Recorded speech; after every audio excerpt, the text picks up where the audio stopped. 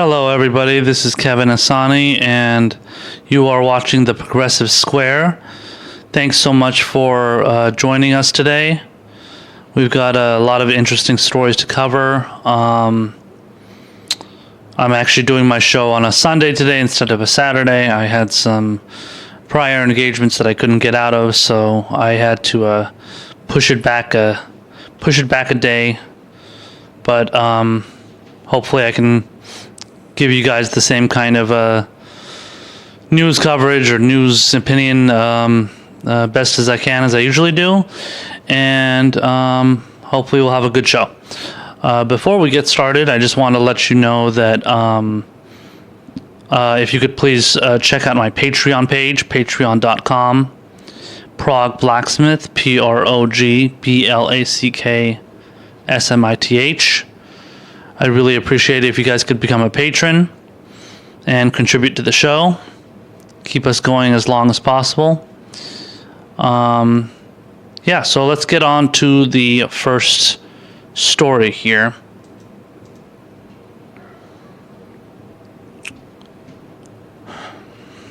So Joe Biden, obviously, as many of you know, is running for president.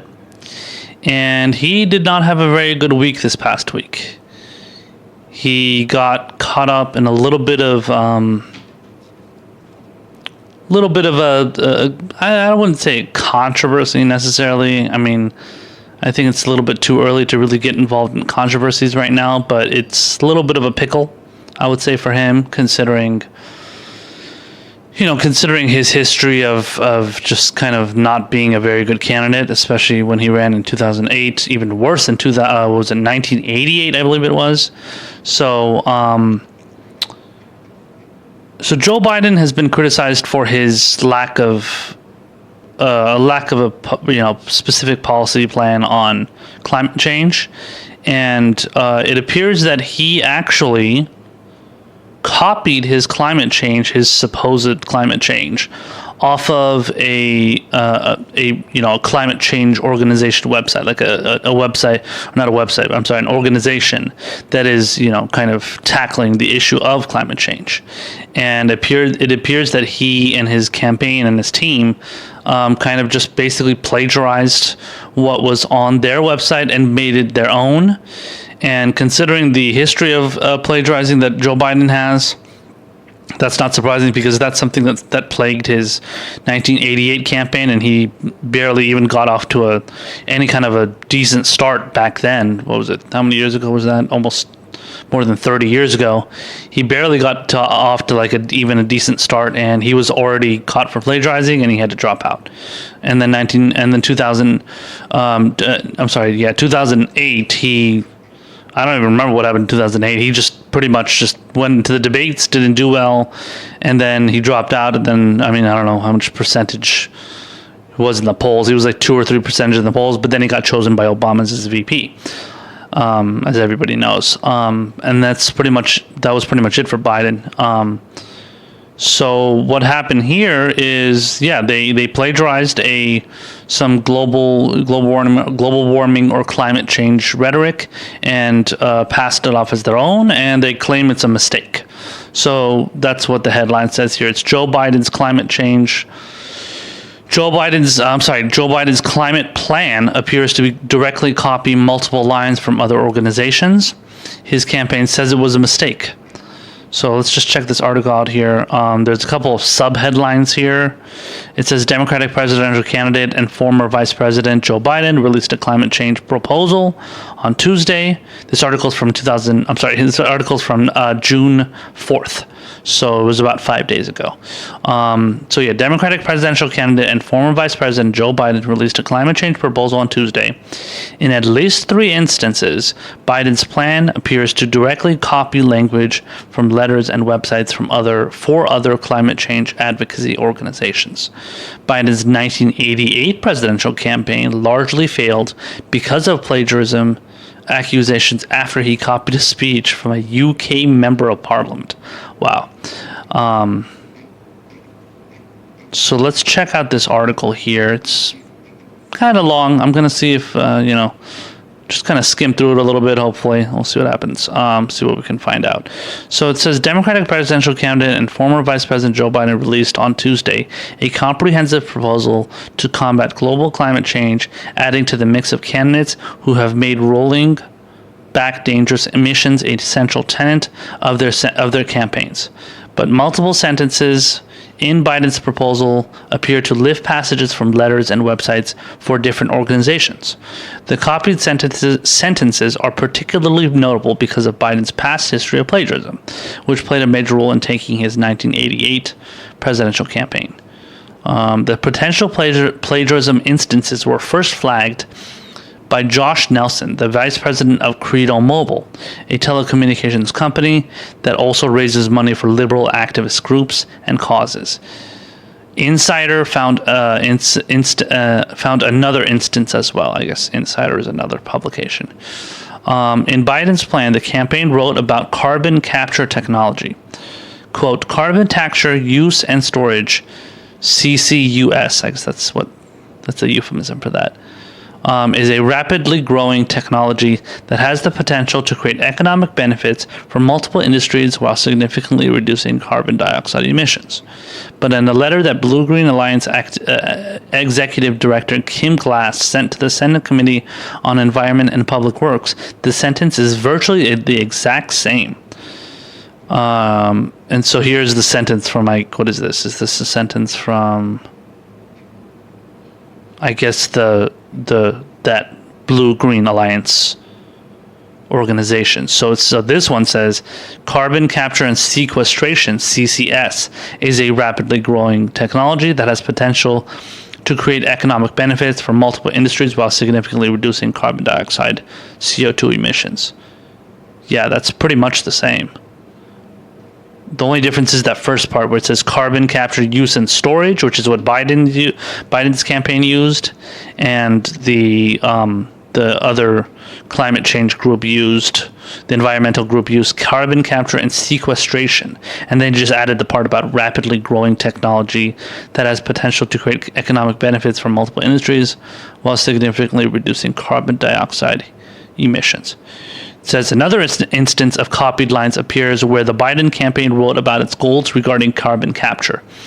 This is from the Biden campaign. It says Biden's goal is to make CCUS a widely available, cost-effective, and rapidly scalable solution to reduce carbon emissions to meet mid-century's climate goals.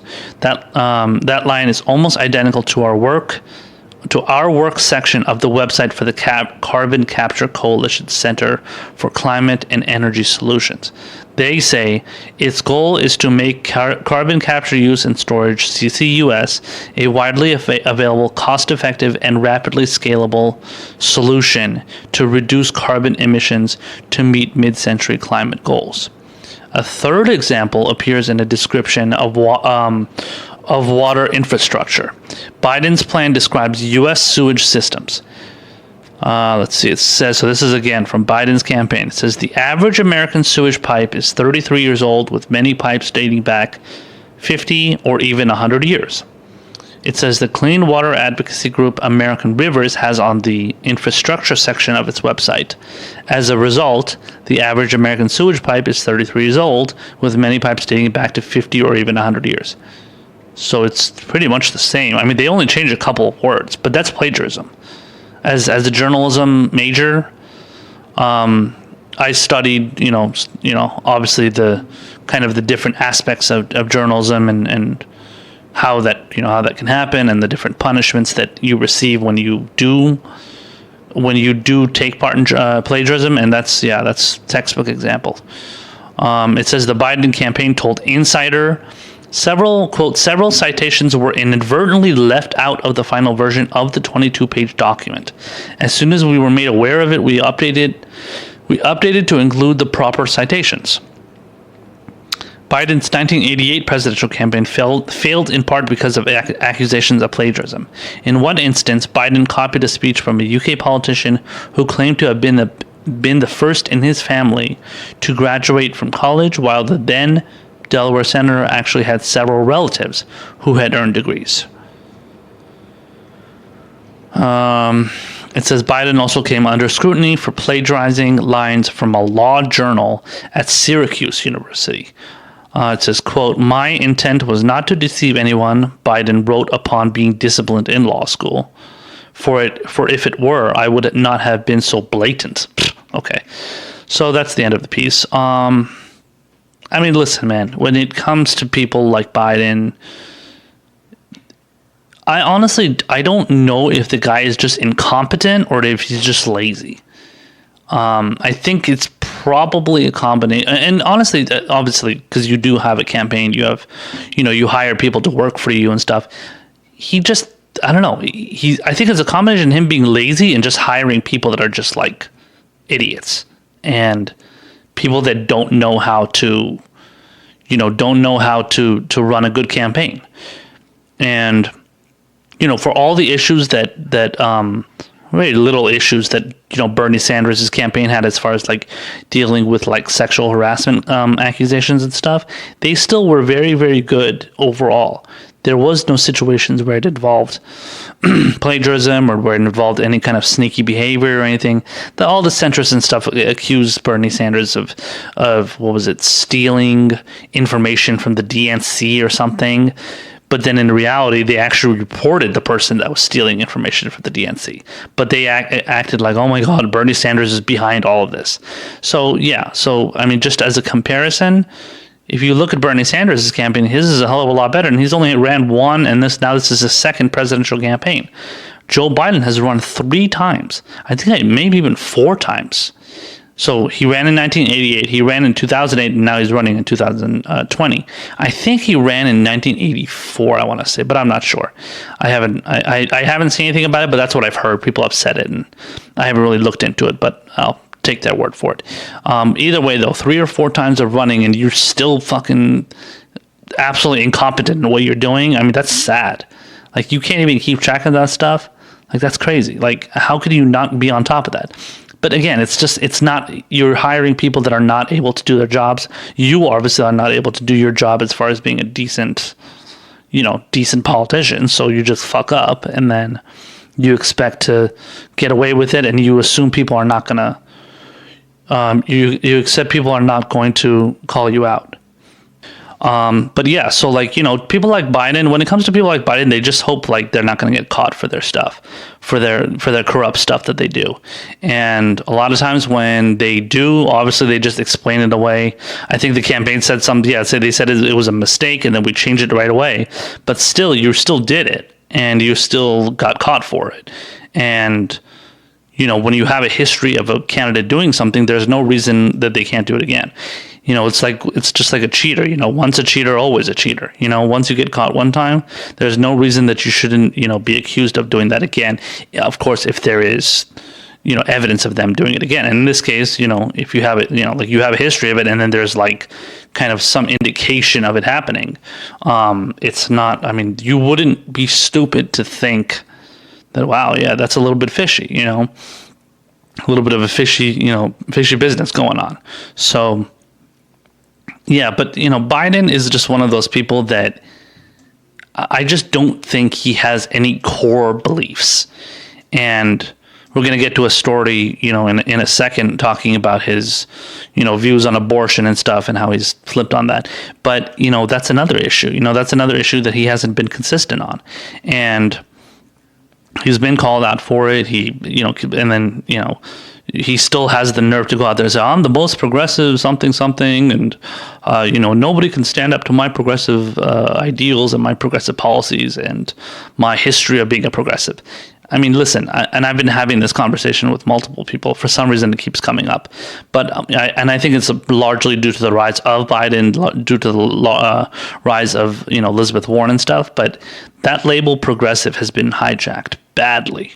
It has been hijacked badly by the Democratic Party, by the kind of the resistance base, and that whole stupid movement. And it's as obviously somebody that is a progressive, that's my label, that's who I am, that's how I identify myself as. It's on my freaking screen. It's on my freaking my screen, not my screen name, but my my handle for Twitter and my handle for my Patreon and all that stuff. I call myself Progressive Blacksmith. So I don't want to give up that label. That's my label. Like Kyle Kalinske, he does secular talk. He calls himself, he probably refers to him as a progressive. Well, he refers to him as a progressive too, but he's also secular as well. So, the whole progressive kind of thing, it's just, it's been hijacked, and it's something that we can't let go. It's not something that we can let them steal from us. And clearly Joe Biden is not a progressive. He is not somebody that you can trust.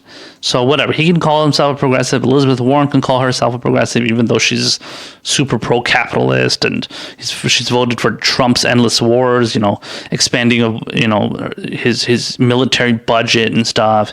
So, these people are not actual progressives. And a lot of it is just a ploy to just get progressive votes. So to get people like me to vote for them, and I'm not going to do that. So yeah, it's just, you can't trust them. You can't trust these people. At the end of the day, it's something that you just have to watch out for and make sure you're not going to get bamboozled and fooled into thinking that, oh yeah, these people are totally they're totally sincere and legitimate in their grievances and what they're pushing for, but they're really not. It's just a bunch of marketing tactics, and it's a way to get you on board with something, and then at the end of the day, they're probably at the end of the campaign, and if they become president and stuff, they get into office, whether it's president, senate, or whatever, they're going to end up screwing you, and you can't trust that. So you just got to watch out for those things and make sure you don't get fooled. And always keep your eyes peeled. Always, and just one more thing I want to say: people need to stop worrying about labels so much. I know I call myself a progressive. That's my prerogative. I want to call myself a progressive. Somebody else can call themselves a communist, socialist, social democrat, democratic socialist, whatever. You want to call yourself that stuff, that's fine. But at the end of the day, don't worry about how people label themselves when it comes to like the leftist movement. Now you want to go around and talk about neoliberals and Democrats. I'm a Democrat. Yeah, like somebody calls themselves a Democrat. Yeah, call them out for that. But it's like within the leftist movement, there's a lot of specific labels that they refer to leftism. They refer to that movement and they refer to that ideology. And a lot of us are pushing for the same things. I'm pushing for the same exact things that a lot of democratic socialists, social democrats, secularists, in some cases socialists, a lot of them are pushing for. I have a lot of sympathy for what some communists have to say, although I don't agree with them on everything. Anarchists, much, much less. But, again, I have sympathy for a lot of things that are said within are kind of pushed for within the kind of the socialist, leftist, progressive movement.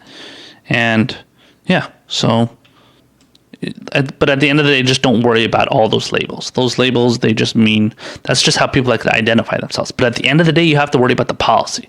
The policy is what's important, and the policy is what you need to worry about somebody advocating for. As long as they're pushing for the right policy, then you're okay.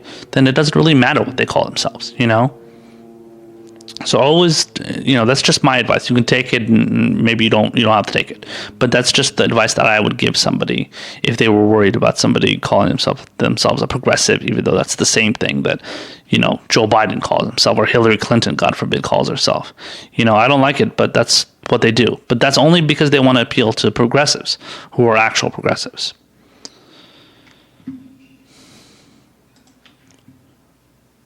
So the next story here is from The Hill, and so this is a story regarding Joe Biden.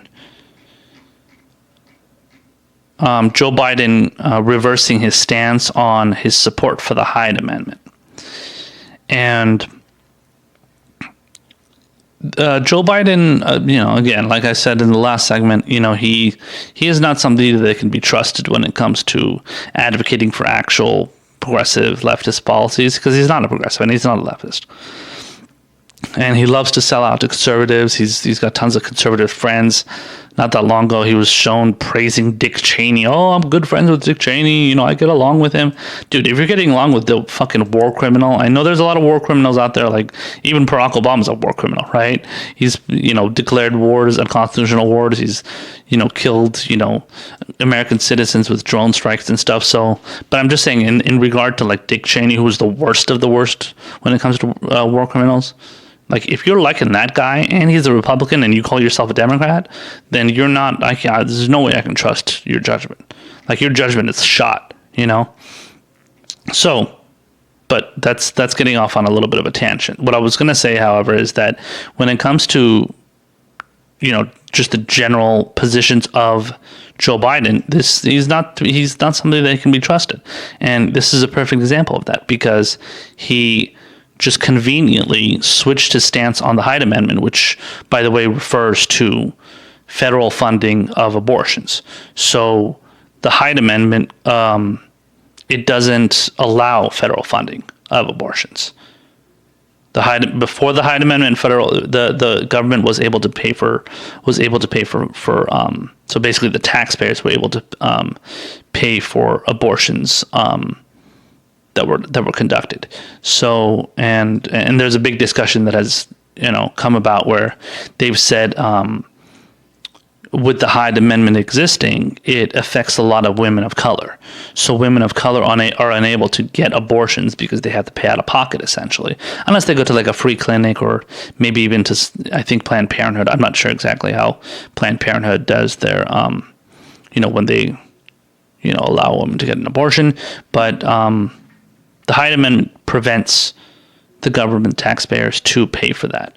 So they don't have to pay for that. And, I get it. If people don't want to pay for an abortion because they're so-called morally against it, then that's fine. That's what they can believe. But at the end of the day, it's something that is affecting women who, listen, if a woman gets raped, she doesn't want to give birth to the child that was created by the rapist. And if you have any decent amount of, if you have any decency in your heart, you should be okay. You should be okay with letting that person decide that they don't want to give birth to that baby, because at the end of the day, that child is, when they grow up, they're not going to be able to. They're not going to know who they're not going to have a father, essentially, right? Or at least they wouldn't want to know who their father is because the father was a rapist. So, yeah, okay, so. The title of the article here is Biden reverses stance on Hyde Amendment after blowback.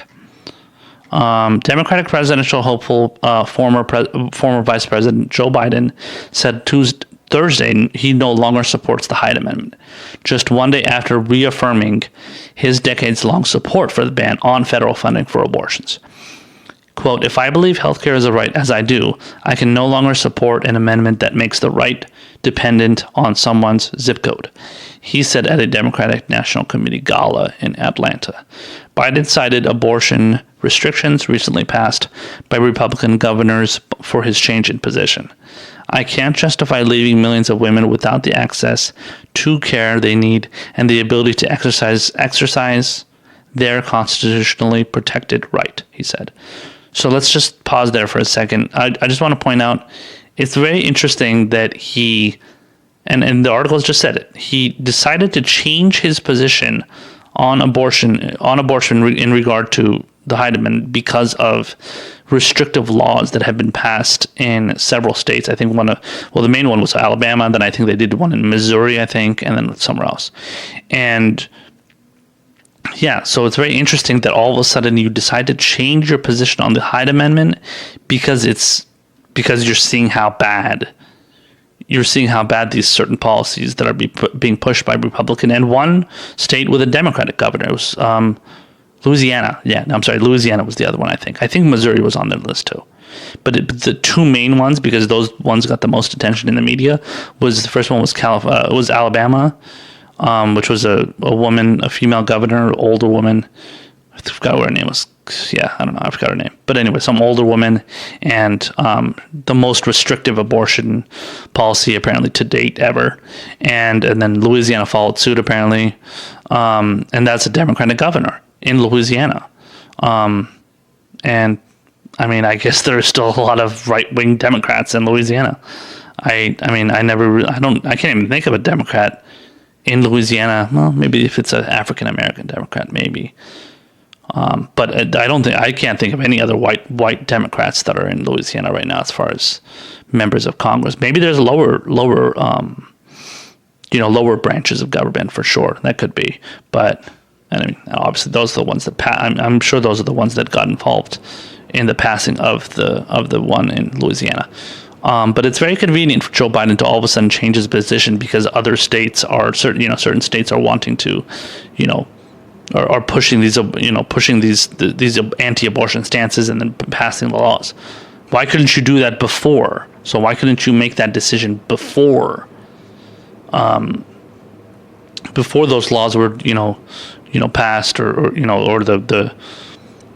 the legislation was written? All of a sudden you had to wait until the laws were passed in those specific states to make that decision.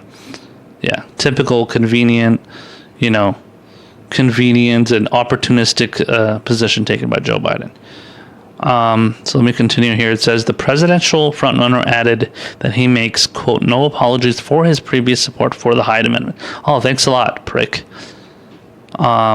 He says, let's see here. It says, quote, but circumstances have changed. I've been working through the final details of my healthcare plan, like others in this race. Ooh. And I have been struggling with the problems that Hyde now presents. Wow. I mean, look at that, man. Pretending like, oh, I'm struggling. In the back of my mind, I'm really having a lot of problems dealing with this.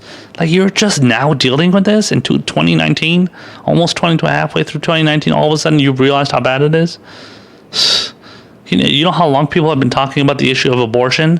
How long women have been advocating against banning abortions? All of a sudden, you're realizing it, and you're crafting your healthcare plan around it too. Idiot. He says Biden's presidential campaign has said Wednesday that he still supported the controversial ban. The news sparked intense blowback from members of his party, including fellow presidential hopefuls who criticized Biden for maintaining his stance amid a spat of abortion restrictions passing state legislatures. The remarks also drew criticism from women's health and abortion rights groups, including Planned Parenthood and NARAL Pro-Choice America. Planned Parenthood CEO Leanna Wen lauded Biden's announcement on Twitter, quote, happy to see Joe Biden embrace what we have long known to be true. Hyde blocks people, particularly women of color and women with low incomes, from accessing safe, legal abortion care, Wen wrote. There was another part, and then she continues, thank you to our RJ partners. What is RJ? RJ partners for leading the charge in repealing this discriminatory policy. And then it says Elise Hogue, president of NARAL, Pro-Choice America, similarly celebrated Biden's reversal. She says, quote, at a time where the fundamental freedoms enshrined in Roe are under attack, we need full-throated allies in our leaders. Leadership is often about listening and learning, Hogue wrote in a statement. We're pleased that Joe Biden has joined the rest of the 2020 Democratic field in coalescing around the party's core values, support for abortion rights, and the basic truth that reproductive freedom is fundamental to the pursuit of equality and economic security in this country. It says Biden, a devout Catholic who personally opposes abortion, sparked a wave of outrage from abortion rights supporters when his campaign told NBC News he still supported the Hyde Amendment. It says the Hyde Amendment was first passed more than 40 years ago in response to the Supreme Court Roe v. Wade ruling, which established a woman's right to abortion. It's been reauthorized in annual government spending bills ever since, barring Medicaid, Medicare, and other federal health programs from paying for abortions. But opponents of the ban say it disproportionately impacts low-income women, particularly women of color. His support for the 40-year ban was a departure from the position of the Democratic National Committee and every Democrat running for president. So I guarantee you, if this was Bernie Sanders, which he has never done, but if Bernie Sanders ever took a position on abortion that was against abortion and anti-choice, and then okay, and so let's say obviously that would already been ridiculous. So he would have already gotten called out, and rightly so. But if he would have done that and then and then said, "Oh no, I'm changing my mind now," I guarantee they would have said you're canceled already. Even if you changed your mind, so even if you, Bernie Sanders, had that position of being anti-choice and you changed because you wanted to, because you evolved on the position, as many politicians say, they still would have said no. That's we don't accept that because you're Bernie Sanders and we want to get rid of you and you're going against the Democratic Party, Democratic loyalists, ideals and what they're pushing for. We can't have you because we can't trust you. So why can't we say the same thing about Joe Biden? And why is NARAL and Planned Parenthood so okay with coming out and talking about how they trust Joe Biden? Well, not even so much trust. They applaud him for what he's done. But how do they really actually trust what he's going to do? Like, that just doesn't make any sense. But of course, I mean, if you think about the idea that the Democratic Party and a lot of their loyalists just pretty much trust any Democrat doing whatever they're going to do, it's actually not that surprising. I mean, at the end of the day, they're just going to love whatever a Democrat does. But then if, a non-Democrat, an independent like Bernie Sanders, who's running as a Democrat, has always caucused with the Democrats, by the way. But if he does that, they can't trust it. See, so the double standard, as usual, with these loyalist, members of the party, it's just absurd, And these are the same people that complain about purity tests. Are you kidding me? Ugh. Like, you hold Bernie Sanders to a purity. Now we hold their candidates to purity tests because we're pushing for good policies. But when it comes to pushing for shitty policies, they don't have a purity test. So for example, when it comes to Bernie Sanders, he advocates for getting money out of politics. He advocates for Medicare for all. The Democratic Party does not do that. Where on the flip side, Joe Biden, or even Hillary Clinton, they have that sort of like political view that it's like, oh yeah, it's okay, we're willing to compromise on abortion. We're willing to say, like, after, I don't know, a certain period of time. That's what Hillary said in 2016. We're willing to compromise on late-term abortions, for example. I think that's something that Hillary Clinton said in 2016. So, but Bernie Sanders has never done that. He has never shied away from that. And I'm going to get to a segment in a little bit talking about Bernie's position on abortion. And he's always been consistent there. And he has never shied away from being very authentic in his position and maintaining that position consistently. And I mean, you don't have to worry about him stabbing you in the back. You don't have to worry about him trying to wiggle his way out of supporting something. Now, listen, if you have a religious argument and you're talking about how like, oh well, I'm Catholic and I don't want to take a position on this because it's against my religious views, then fine, but at least be upfront about that. Don't all of a sudden change your position in 2019 and say, well, just like every other candidate has done, we have decided to change this position because I think there was another part where I was reading another article, or there was something on Twitter about how he spoke to women 24 hours in the past 24 hours, and then he changed his position. I think Alyssa Milano said that, something like that. But yeah, apparently he spoke to women for 24 hours for one day, and all of a sudden he changed his position. So what happened before those 24 hours you spoke to them? You hadn't spoken to any other women who said that same thing, who said that, how dare you supported the Hyde Amendment, how dare you not have a strong position on abortion? What happened? All of a sudden it took you one day and you changed your mind. So we're running out of time in this segment, but I just want to point you guys to an article that talks about how Joe Biden. This is an article from The Intercept written by Ryan Grimm. This is from June 5th. The title of the article is "Joe Biden Worked to Undermine the Affordable Care Act Coverage of Contraception." So when it comes to the issue of contraception, of course, not the same thing as abortion. It's it's a separate issue from abortion. He wanted to actually it says he sought to undermine the Affordable Care Act's contraception mandate, working in alliance with the U.S. Conference of Catholic Bishops to push for a broad exemption that would have left millions of women without coverage. So, yeah. So, I mean, again, contraception isn't the same exact thing as abortion, but when it comes to, like, for example, if you want to take, birth control, if you wanted to, you want to use some sort of protection from,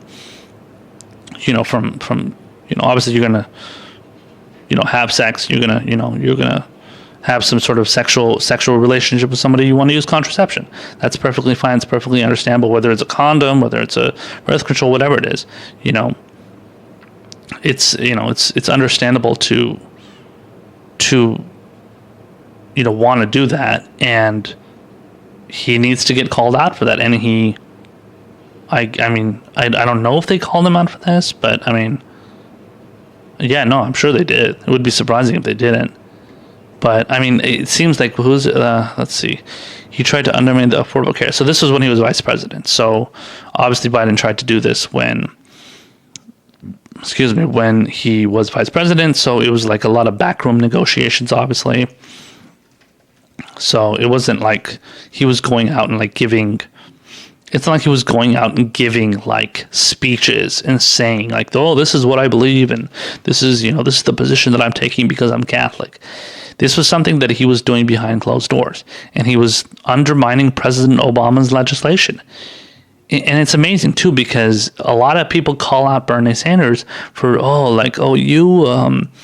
want to pass Medicare for all, which is going to take away healthcare and care for people that are like under Obamacare. So like a lot of like the kind of Obama shills and Democratic Party shills and loyalists say that's what Medicare for all would do, which is complete bullshit because it just expands Obamacare. So let's just throw that fucking bullshit out there. But that's what they say. When in reality, he's never done that. And if anything, you should worry about somebody like Joe Biden undermining various aspects of Obamacare, let alone the fact that he definitely had a role in not pushing for like at least a public option with Obamacare, aside from the fact that it wasn't Medicare for all or anything like that.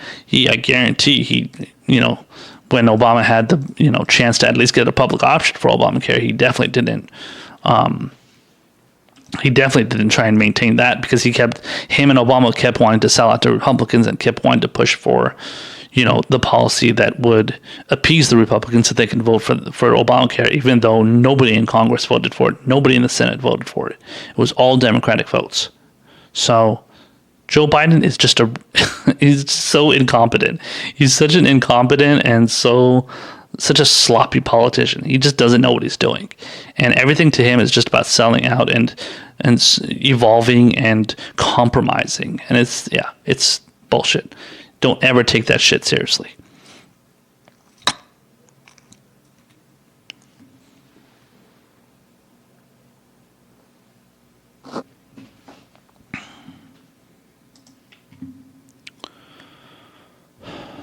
So let's get on to a story. It's kind of similar to the abortion debate. This one is about Bernie Sanders and his position on abortion rights. And this is an short article from Newsweek. It says 1972 article surfaces showing Bernie Sanders backed abortion rights year before Roe v. Wade. Wow, that's crazy. So apparently Roe v. Wade was passed in 1973. He actually came out in an article talking about how he supports it in 1972. So it says here, is there a subheadline? No subheadline. So it says Vermont Independent Senator Bernie Sanders backed abortion rights and ridiculed male-dominated legislatures governing women's bodies in a 1972 article surfaced Wednesday. The commentary reveals another stark, decades-long contrast between he and former Vice President Joe Biden's progressive stances. Sanders told Vermont's Bennington Banner newspaper in September 1972, months before the U.S. Supreme Court's ruling on Roe v. Wade, that abortion procedures should only be a concern between a woman and her physician. It says the article sits aside several letters that then Liberty Union candidate for governor wrote to local newspapers calling for the abolition of all laws dealing with abortion, drugs, sexual behavior, end quote. It says the Bennington Banner confirmed to Newsweek Wednesday that Sanders was interviewed for the published 1972 article in which he feared women, quote, will be forced to go to those states where abortions are legal. And then I guess this is from the interview. It says, it strikes me. This is a quote from Bernie Sanders. It says, it strikes me as incredible that politicians think that they have the right to tell a woman what she can or cannot do with her body. Sanders told the Bennington Banner on September 1st, 1972. This is especially true in Vermont, where we have a legislature which is almost completely dominated by men. End quote. It says the opinions Sanders expressed to the Vermont newspaper were highly popular at the time. According to U.S. surveys, and Sanders' backing of abortion for nearly 50 years unveils a striking separation between himself and Biden, currently the 2020 Democratic frontrunner. Biden, who was a Democratic senator from Delaware from 1973 to 2009, stated Wednesday he still backs the 1976 Hyde Amendment. The measure prohibits the use of federal funding for abortion except in cases of rape, incest, and when the mother's life is in danger. Okay, so that's my mistake. I made a mistake in the last segment, talking about how a woman would want to have an abortion if she was raped. What is it? Rape, incest. So I mentioned rape. So apparently, according to this, it says that if a woman is raped and she wants to get an abortion, that is funded by the government. So you can't. There is federal funding for an abortion for a woman that got raped. So that's good at least. I actually forgot about that. That's something I remember hearing about back many years ago when that issue was being discussed. And it says, and in 1977, Biden voted against a measure to allow Medicaid to fund abortions for any victims of rape or incest. Despite his opposition, the exceptions passed, and years later, Biden voted against the same measure to protect a woman's life at risk. Let's see. Let's see here. It says, although many of the 2020 Democratic presidential candidates were too young to have expressed opinions about abortion before Roe v. Wade, Sanders' campaign senior advisor David Sirota told Newsweek Wednesday that time is less important than substance and consistency. It says, it's quoting Sirota here. It says, Bernie Sanders has been fighting these battles for decades, even when it wasn't politically advantageous, Sirota said. That tells you exactly where he will be, where he will always be on these issues, even when the going gets tough. And that is important for voters to know, end quote. It says the 1972 article entitled Abortion, Up to Conscience, Not Government, says Sanders, relays the Brooklyn-born Vermont politician's progressive stances that liberals would be slow to embrace for decades, a divisive climb he appeared to acknowledge at the time. Quoting Bernie here, it says, quoting Bernie here, it says, abortion is an issue which brings out deep feelings in people, and I respect the feelings of those people who are opposed to abortion on moral grounds, he told the Bennington Banner. I feel, however, that these people should not be allowed to impose their sense of morality or religious feelings on people who hold a different opinion. Sanders penned a series of letters to the editor that year, including at least 2 supporting abortion rights to local Vermont newspapers. In an Instagram post last month, Sanders said extremist Republicans have been trying to overturn the Supreme Court's legalizing abortions since it passed in 1973. Quote, red Republican legislatures are trying to strip away women's rights state by state. This is a frightening time, but we will not let them win. He wrote May 17th as several states legalized the strictest abortion laws in the country's history. And that's probably referring to the Alabama law that was passed. Louisiana law was passed a little bit later, but mainly the Alabama law was definitely the one that got the most attention. So I mean, listen, that's just a perfect example of Bernie Sanders showing that he does not care about appealing to specific, I guess a specific voter block, and that's not it's not so much even a voter block. It's more of just kind of like a specific kind of mentality of like, oh, well, I have to be like flexible in this position because I want people to, vote for me. So I have to I have to sell out essentially. And Bernie doesn't do that. That's something that Bernie refuses to do, and that he should be applauded for that. And again, people go after Bernie Sanders for the stupidest reasons, and they worry about his purity tests. And but there's a lot of times where you see women, that are pro-choice, obviously, and pushing for abortion rights and stuff, and they're very pure on that position, and they should be, as Bernie Sanders is. But when Bernie Sanders is pure on the position of abortion, nobody says shit. They don't say shit. They don't say who comes out. I don't think I've seen a single person that is a pro-choice abortion activist that has come out and say Bernie Sanders is awesome for standing up for this position when it was not popular, and when it was something that a lot of people didn't, maybe they didn't believe in it, And Bernie is still doing that to this day. To use as an example, he came out in favor of he came out in favor of allowing criminals in prison, even convicted murderers, to vote. And that's something that's not popular. And people got pissed, and, at first I didn't really support that. I was like, you know what? You have the right to vote. You're an American citizen. You have the right to vote. And the whole idea of not allowing people that are in prison not to vote is a form of voter suppression, and that's something obviously that a lot of people of color are going through. And who are the people that the government and police and authorities and stuff want to put in prison? They want to put people of color in prison. People of color are the ones that suffer the most through this situation. Not only are people of color dealing with voter suppression just in general, but then you throw them in jail. They throw them in jail, and that definitely keeps them from having the right to vote and having the opportunity to vote.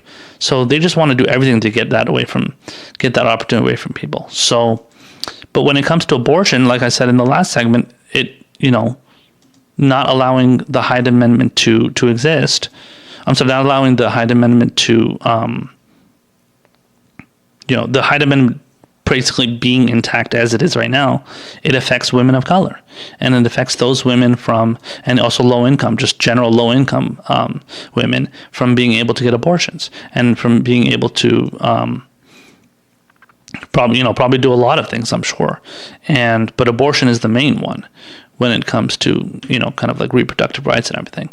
So, and then when you have people like Joe Biden, as I said in the last segment too, trying to take away contraception, kind of like the access to contraception, that's another problem. Bernie Sanders is not against those things. Bernie Sanders wants, everybody to, live and let be, live and let live, let you live your life the way you want to have it. If you want to have a life where you're having sex all the time and you're using birth control and you're,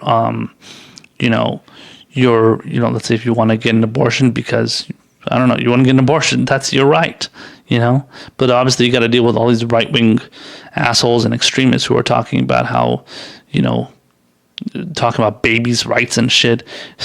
I mean, and these are the same people that are pushing for wars which are killing little kids. So all the different wars that we're in right now, they're all killing innocent little kids. That's what's happening in Yemen. When, in Yemen, when there was a school bus, full of 40, little kids, that bus got blown up by, Saudi bombs that were being dropped on the heads of Yemeni people, and it happened to be 40 children too. 40 children in a school bus. They weren't jihadists, they weren't terrorists, nothing. And so don't talk to me about pro-life and, wanting to save babies and stuff like that. Listen, at the end of the day, when a woman is pregnant and she has a, she has a fetus in her womb, that's her, that's part of her body. That's something that belongs to her. And she has the choice to do what she wants with it. Now, I'm not saying that she should go and purposely, literally kill the fetus or the baby or however you want to refer to it. It would be one thing if the woman, stabbed herself and killed the baby or killed the fetus or whatever. That'd be a different story. But as far as the idea of abortion goes, abortion is no woman takes pleasure in getting an abortion. Just like no woman would get, well, unless you're crazy, no woman would get pleasure in stabbing her fetus, the baby in her stomach or however you want to refer to it as. Nobody gets pleasure out of getting an abortion. It's just not a fun thing. And the people that the people that are anti-abortion activists, they're like, oh, well, you're, killing the baby and you don't care about life and stuff. No, that's not true at all. That's not that's a ridiculous position. But I mean, what do you expect from right wingers? They're going to come up with a bunch of fucking stupid bullshit to say to rationalize their so-called pro-life position. So, but yeah, when you hear that kind of stuff, as we all know, we shouldn't take it seriously. Those people are maniacs. They don't even they don't have any kind of moral compass, and they pretend like they're the most moral person in the room. And that's just, I mean, it's embarrassing, and it's just typical of people that think they know it all, and they want to tell you what to do. They want to tell you how to run your life. And I mean, what are you going to do? It's something we got to deal with in this political landscape, But it's great to see that people like Bernie Sanders are committed to pushing for these policies, and they were in 1972, almost a century ago, almost a half century ago, somebody like Bernie Sanders was standing up for abortion rights. He was standing up for something, that people didn't support, but the year before that law was passed to allow women to get abortions. So even before that, when it was unpopular and when it wasn't even legal, he was still like, listen, you need to let women do what they want with their own bodies. If they have sexual intercourse with somebody, they get impregnated, it's their choice what they want to do with that fetus, with that embryo, with that zygote, whatever you want to refer to it as, But sometimes you talk to these people and they want to give fucking... I've heard some people say the baby, so-called, inside of you deserves to have Second Amendment rights. So apparently the baby inside you should be allowed to have a gun. It's crazy. I don't know the specific details of how these idiots rationalize that position, but that's apparently what they say, and it's just ridiculous. So yeah, man, it's crazy when it comes to dealing with Republicans and right wingers and conservatives and stuff. I don't do it that much anymore these days because I've just lost hope in the fact that those people can even be convinced of believing in a rational position and a rational policy. I mean, you don't have hope for these people. They're just too far gone. They're so crazy. It's like, good luck getting through to them, because it can't happen.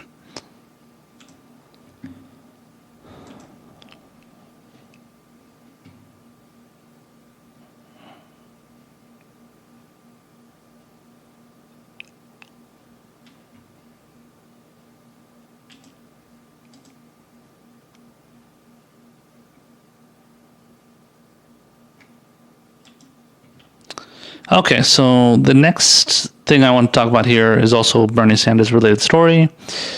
So Bernie Sanders went to this California Democratic Party convention, and he did, as well as multiple other candidates. I think Elizabeth Warren was there, Kamala Harris, who is from California, was there.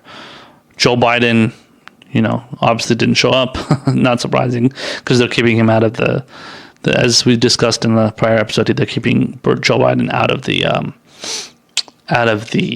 kind of the spotlight, the limelight, because they know how embarrassing he is. So they don't want to allow any of his gaffe-prone speeches to get attention. So they don't let him give too many speeches. Also, two knuckleheads, John Hickenlooper and John Delaney, they also gave some speeches where they were just absolutely fucking booed for it, which is hilarious. We'll get to that in a second, too. That's mentioned here. So, but yeah, Bernie Sanders, he gave a speech, and he was probably, I from what I heard, I didn't watch it, but I heard he definitely got the most attention because he made the best arguments, obviously, as he usually does. He said the best things. So, and he actually created a hashtag. Well, he didn't create it, but he made a statement that turned into a hashtag on social media. And it says hashtag no middle ground. So, so there's an article here from Common Dreams, written by Jake Johnson, great writer, progressive. He writes an article here about Bernie Sanders and how that that hashtag went viral. So it says hashtag no middle ground goes viral as Sanders backers say Democrats can't afford to compromise on Medicare for all, reproductive rights, and bold climate agenda. It's the subheadline here says it's a quote from Bernie. It says, "We cannot go back to the old ways. We have got to go forward with a new and progressive agenda," said Senator Bernie Sanders said at the California Democratic Party convention.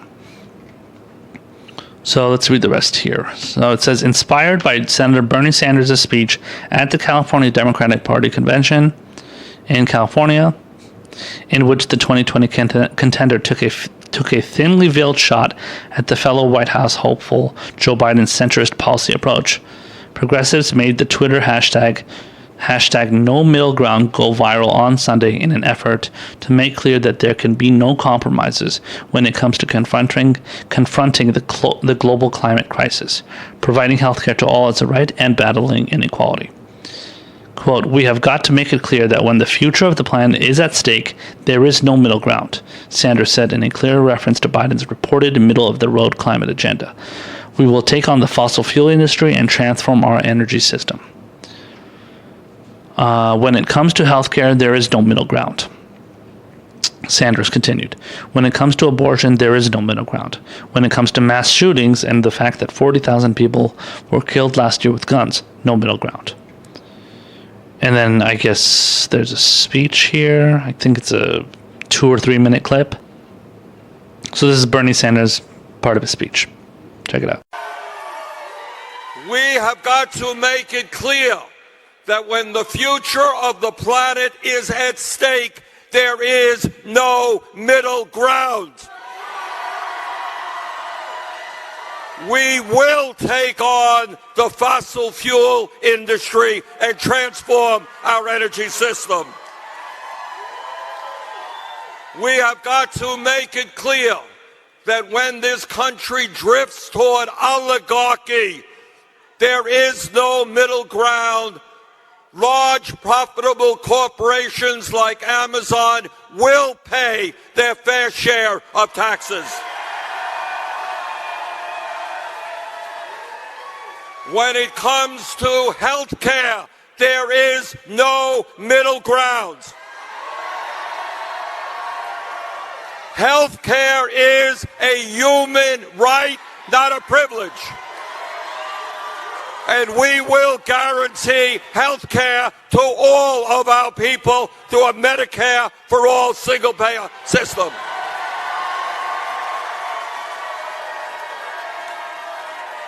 When it comes to abortion, there is no middle ground. A woman has the right to control her own life, not the government.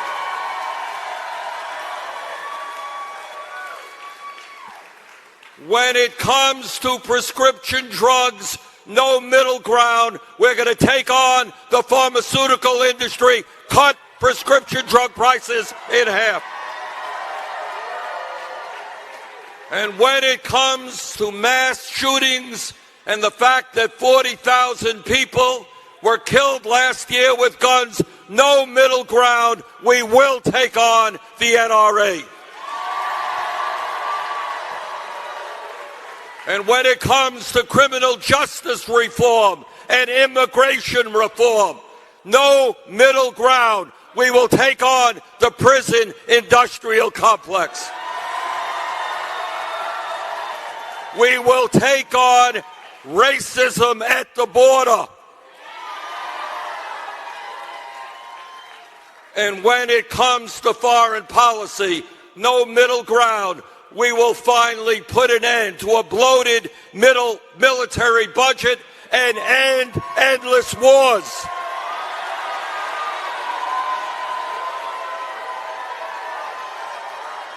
Brothers and sisters, Trump wants to divide us up.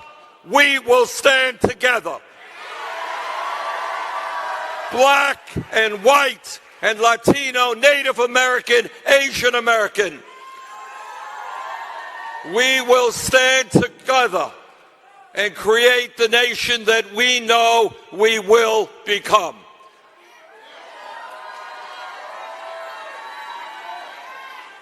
Brothers and sisters, at this momentous moment in American history, we have got to be thinking not just about ourselves, but future generations. Let us go forward together. Thank you.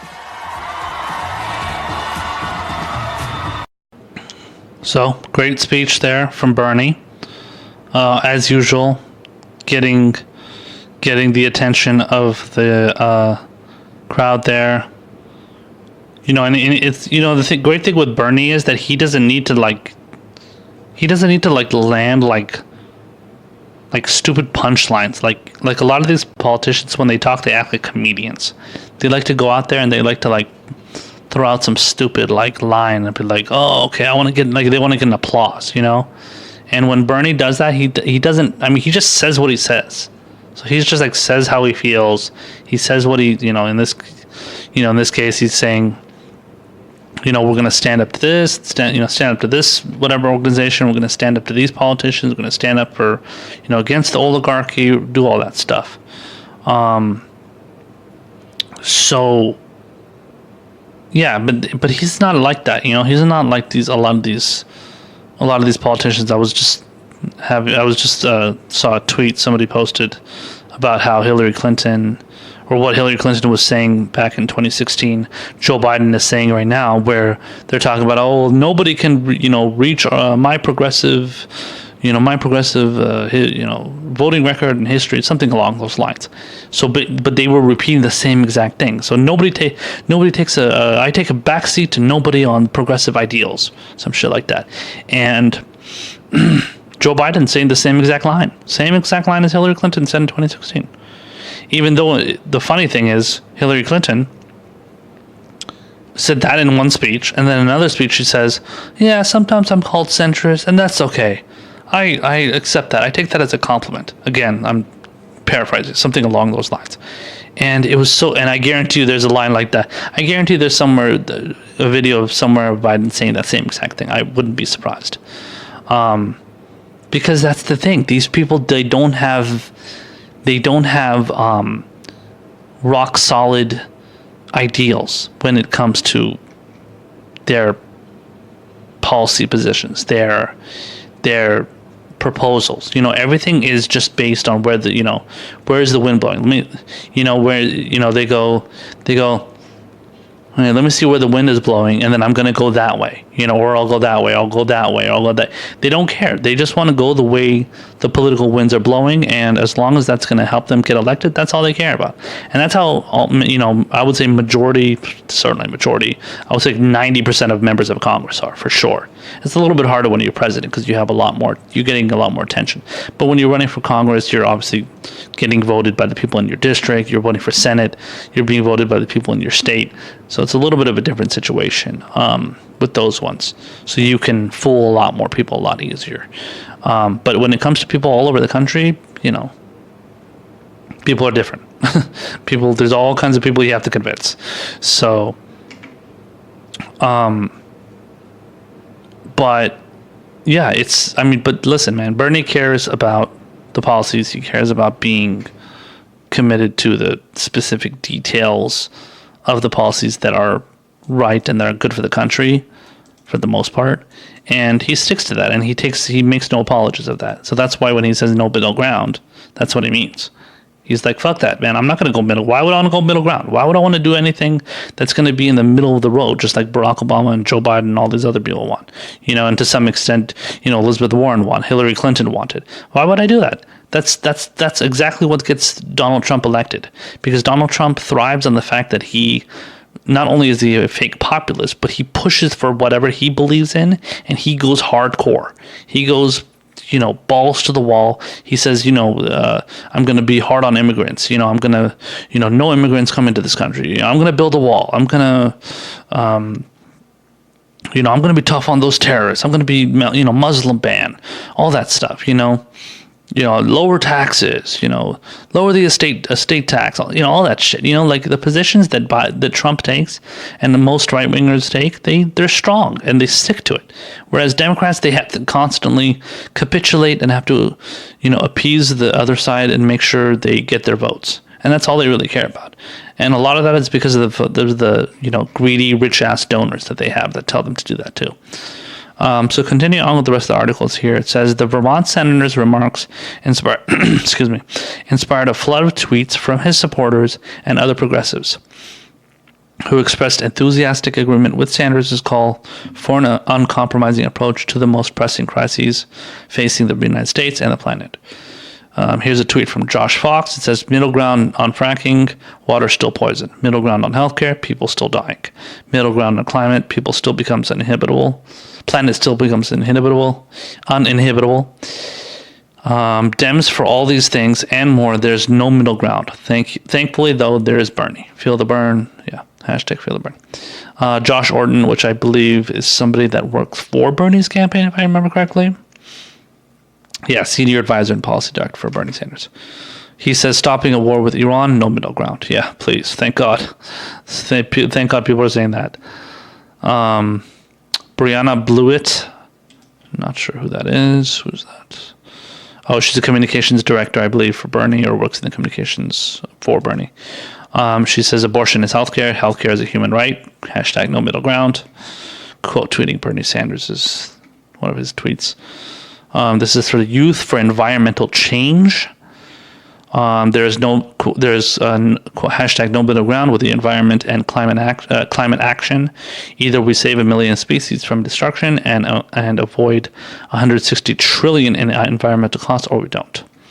The final one is from Warren Gunnels, who's a great guy. He's what is he again? He's Bernie's, I think, economic staff director for Bernie Sanders, but I think he deals with like a lot of like the economic policies. He says middle ground on climate change, uninhabitable planet. Middle ground on healthcare, 30,000 plus die each year. Yeah, it's closer to like 45,000. Middle ground on Wall Street, multi-trillion bailouts. Middle ground on Social Security, work until you drop dead. Yeah, that's true. Middle ground on housing, 553 homeless. Wow. No middle ground. Hashtag no middle ground. And last part here says, the tweets from Sanders backers and others quickly made hashtag no middle ground a trending Twitter topic in the U.S. Sanders' remarks demanding an unabashedly bold progressive agenda were also applauded at the California Democratic Party convention in San Francisco, where the Vermont senator received a standing ovation, while calls for moderation by Colorado Governor John Hickenlooper and former Representative John Delaney were panned by many in the crowd. Then that's the booing that took place, where they just those two guys were mainly booed, basically out of the fucking place, which is awesome. It says Biden, who is currently the Democratic frontrunner according to most national polls, did not attend the California convention. This is quoting. Who's this quoting? So it's quoting Bernie. It says, in my view, we will not defeat Donald Trump unless we bring excitement and energy into the campaign, and unless we give millions of working people and young people a reason to vote and a reason to believe that politics is relevant to their lives. Sanders told the San Francisco audience, "We cannot go back to the old ways. We have got to go forward with a new and progressive agenda." Amen. So, as usual, Bernie Sanders making sense. As usual, Bernie Sanders riling up crowds. And, I mean, I am worried about what's going to happen in 2020. I am worried about him possibly getting screwed again, about the primary being rigged again.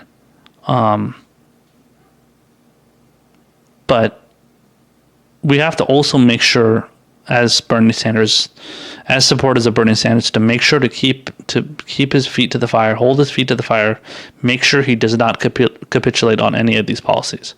So when he says these things, that's great. We have to make sure he sticks to it. Stick to it, and don't give the Republicans anything. You give the Republicans an inch, they're going to take a fucking mile, you know? And Bernie knows that. That's the good thing about Bernie. He knows Republicans are like that.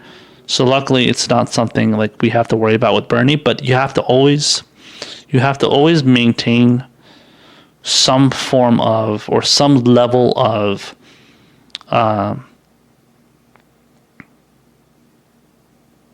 guess, I don't want to say concern, but I would say some level of kind of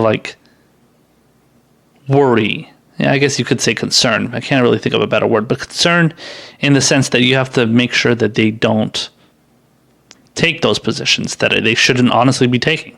And, obviously in the opinion of that, yourself, if you believe they're taking a position that's going to destroy the country and it's going to make things worse for us, then yeah, but we have to make sure that he does not do that. So if in our opinion he's taking a position that he shouldn't be taking, no matter what the issue is, we have to call him out, and there's nothing wrong with that. Purity, that all that purity test stuff is bullshit.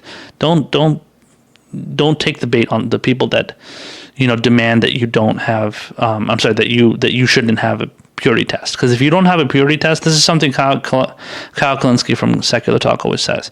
He says if you don't have a purity test, then you don't have any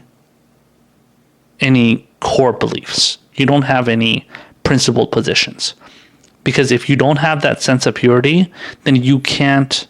Then you're going to be okay with any candidate just taking any position they're going to take because it's politically convenient and it's going to help their career.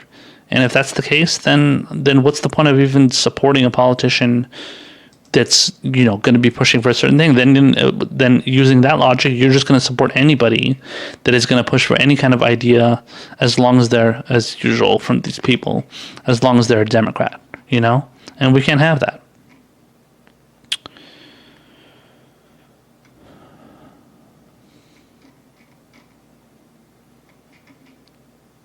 So the next story here is from CBS News.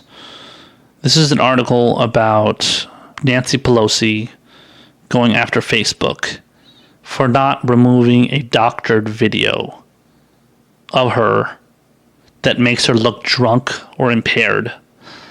I have not seen this video. From what I hear, it makes her look ridiculous. I personally believe that Nancy Pelosi doesn't need to have any help, doesn't need help to look any more ridiculous than she already does, but okay, maybe she does look worse. Apparently this was a video that's posted on Facebook. It was posted by some random person. It wasn't, it wasn't anybody from, the Republican Party. It wasn't any kind of prominent conservative or right winger. It was just some random person I think is actually an African American Trump supporter, I believe. And apparently Facebook refused to take it down because they said it wasn't violating any of their rules. So let's take a look here. It says the title of the article is Pelosi slams Facebook for not taking down doctor video that makes her look drunk or impaired. The article is from May 30th. It says, when a doctored video of House Speaker Nancy Pelosi, one altered to show the Democratic leader slurring her words, began making the rounds on Facebook last week, the social network didn't take it down. Instead, it downranked the video, a behind-the-scenes move intended to limit its spread. that outraged some people who believe Facebook should do more to clamp down on misinformation. Pelosi derided Facebook Wednesday for not taking down the video, even though the social media giant knows it is false. But the company and some civil libertarians warned that Facebook could evolve into an unaccountable censor if it's forced to make judgment calls on the veracity of text, photos, or videos. The altered video had been slowed down, giving the false impression that Pelosi was drunk, ill, or otherwise impaired. As of Wednesday, the video shared on Facebook by the group Politics Watchdog had been viewed nearly 3 million times and shared more than 48,000 times. By contrast, other videos posted by this group in the past haven't had more than a few thousand views apiece. Yeah, well, that can happen. I mean, I've seen people with I've seen accounts on Twitter and stuff where they have very small amount of followers, but then a video or a picture or something or a tweet they post, all of a sudden it gets a ton of attention. So sometimes that stuff gets spread very easily, and sometimes it doesn't. Continuing on here, it says Pelosi said in San Francisco that she is no longer giving Facebook the benefit of the doubt, that it is unwittingly spreading false information. She said Facebook is serving an accomplice, an enabler of false information and Russian elections interference. Typical Russiagate bullshit. Experts say the video shows the power of what are called deep fakes. Hani Farid, a professor of computer science at the University of California, Berkeley, told CBS News' Jeff Peegs that the video is just the tip of the iceberg of how videos and images can be manipulated. The video is really a pretty low-tech fake, Farid said. Most standard one is to take an image or a video of a person candidate a president for president, and alter it to make it look like they are saying something that they never did. Facebook has long resisted making declarations about the truthfulness of posts that could open it up to charges of censorship or political bias. It manages to get itself in enough trouble simply trying to enforce more basic rules in difficult cases, such as the time a straightforward application of its ban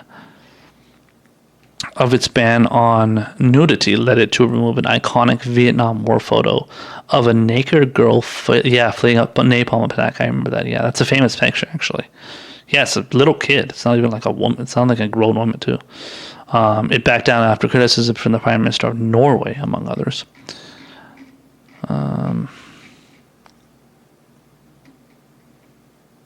Yeah, I mean, the rest of the article just pretty much details how Facebook hasn't been involved in this kind of censorship, free speech kind of debate, which we're going to be getting to on another issue in another segment here.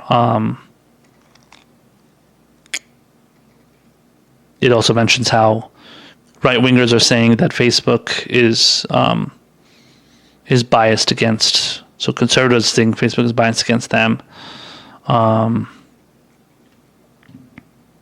which I don't know if it's true. Maybe it is. I don't know, but they're probably trying to appease both sides. Honestly, I wouldn't be surprised.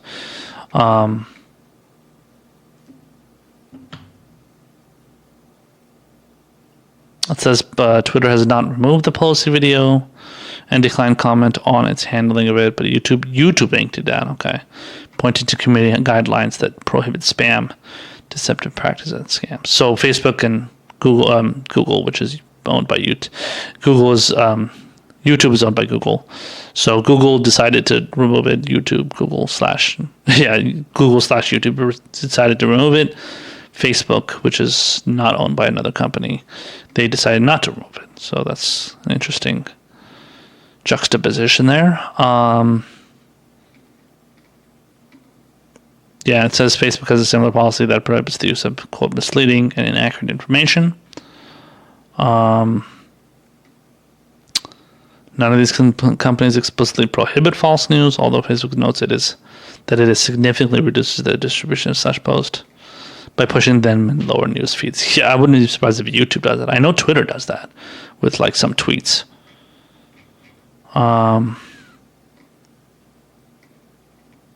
Yeah, it says CNN spoke to somebody for Facebook, and I think I remember watching part of that interview where the woman was defending their position and stuff. Yeah. So anyway, listen. This specific story regarding Nancy Pelosi.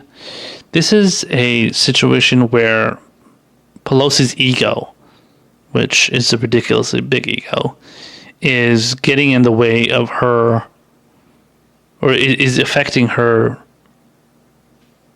her judgment, essentially. And it's all about her trying to like clear her name and not make her look like an idiot. Like I said, Nancy Pelosi already looks like an idiot and sounds like an idiot and doesn't need any help by a doctored video. Now, I understand her wanting to not look any worse than she already does, although I'm sure she thinks she looks great when she speaks and makes statements. But I understand, like, if there was a video of me looking drunk, I probably wouldn't want it to be out there either. But at the same time, it's like, we've got so many bigger issues to deal with in this country. Nancy Pelosi recently, talked about how she's, backing, more anti-abortion candidates, and how there shouldn't be a purity on the issue of abortion, even though she's a female she's a female Speaker of the House, fawned over by all these female voters out there who laud her as being this wonderful person that stands up for women's rights and stuff. Then she's going and saying it's okay if we compromise on abortion rights, and the kind of that whole kind of debate. And it's okay, we can support a right winger. The right winger is Dan Lipinski, who's a current member of Congress in Illinois, and she says, oh no, we can support him, and that's only because like Lipinski is probably in a district that's like very right wing, but it's like she's okay with like that. Like, oh, it's okay if we have somebody that's anti-abortion in that specific state because we have to get that guy elected. So, but that's not. But what I'm saying is though that like this is all about her ego. So we've got all these other issues going on in this country. We're involved in 8 different wars right now. People continue to die from lack of health care. People are dying on the streets. The homeless people are dying on the streets. 500,000 people are homeless on the streets. People are going bankrupt from everything from healthcare bills to people can't pay their rent sometimes. People can't keep their lights on. We've got all these fucking issues. Tuition, for Christ's sake. Children are kids are they can't pay their student loans. They're drowned in student loan debt like crazy. And this woman is worrying about her fucking video of her on Facebook or whatever, on social media, that makes her look bad. Like, is that serious? Like, that's what I'm saying though. It's all about her ego. It's all about her not looking good and her like looking like an idiot. And then she needs to save her fucking ass from looking any dumber and any worse. So she's gonna go and demand that picture, that video get removed because she looks drunk. So, I mean, honestly, again, if that was me, I wouldn't like it either. But at the end of the day, it's like the fact that people are willing to put so much attention and obsess over, and I'm referring to right wingers here, the fact that they are so happy to obsess over Nancy Pelosi, who's obviously just a centrist corporate, neoliberal. The fact that they obsess over her so much, and then she allows them to get under their skin is just. It just shows how the priorities of the Democratic Party are all over the place. And none of it is focused on actual issues. All of it is focused on them, and their reputations, and how they look to the public, how they look out to outside, outside of observers that see them. So, if Nancy Pelosi wants to, continue worrying about doctored videos of her on Facebook and social media, the less we're going to worry about real issues out there, which she never really worries about anyway. So Nancy is just, she doesn't give a shit about addressing actual issues. She just wants to worry about, making herself look better. And if that gets in the way of progress for actual problems that we're having in this country, then so be it. Keep letting people be homeless. Keep letting people die from lack of healthcare. Keep letting students drown in student loan debt. Who gives a fuck? Nancy Pelosi looks drunk on a video. So let's go and censor that video and then go further down the rabbit hole of censorship and free speech.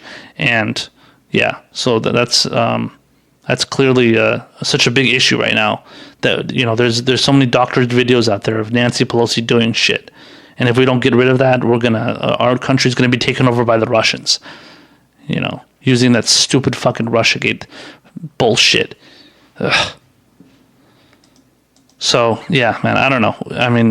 This just shows what a clown the Democratic Party and what a joke they are, and what how pathetic Nancy Pelosi continues to show herself to be.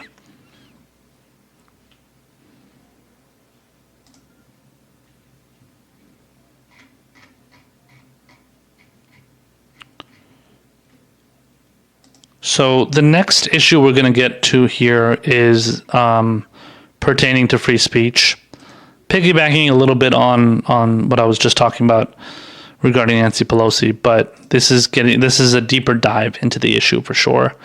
And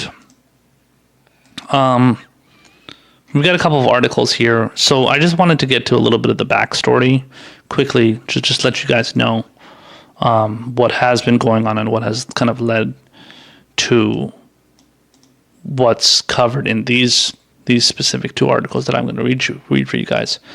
So there is a right-wing, he calls himself a comedian. I guess he's a comedian. He's basically like a right-wing provocateur. He's like another version of like Ben Shapiro, as far as like somebody that just makes asinine right-wing arguments and just says a bunch of stupid shit and pretty much gets tons of attention for it.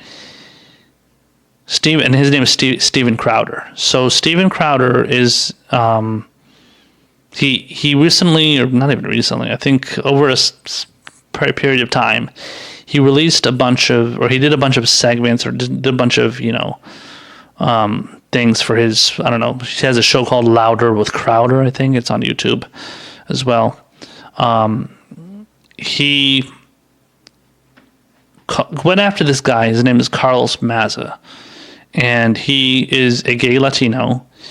He he's a writer for Vox.com, just kind of typical, just kind of mainstream typewriter, MSM typewriter. And he got attacked by Crowder with like a lot of like dehumanizing rhetoric and kind of going after him for being gay. And that's unfortunately, you can't blame anybody for taking issue with that. I took issue with it when I first heard about it. I watched the videos. It was kind of like a bunch of spliced video clips put together of Steven Crowder going after Carlos Maza. And so like I understood the situation, and I understood that he was obviously, Maza was very upset about this, and he apparently contacted YouTube and stuff. So he actually was unsuccessful because he was basically requesting that Steven Crowder get his account, I believe, the videos removed or something, or get his YouTube banned or something, some basically action to be taken like that. What ended up happening, I believe, was YouTube ended up demonetizing Steven Crowder's accounts, or just those videos or something. So they basically ended up like taking away his funding. And I at the time I felt that was a proper, I think to some extent I believe that is the proper, a proper kind of punishment to some degree, considering the fact that Steven Crowder is very, very famous, well, at least among right-wingers at least, and very well known. I mean, the fact that he can't get funding through YouTube, he can easily just go to like Patreon or something, or any kind of, any other kind of, crowdsourcing fund, crowdsource funding, website, whatever, and, get it through there. Now, apparently there are like, websites like, Patreon and stuff like that are killing, obviously I use Patreon. There are websites like that are actually getting rid of right-wingers who raise money for their shows. I believe it happened to Dave Rubin, who's, got his show, The Rubin Report, and he's a right-winger too, and he's funded by the Koch brothers and stuff.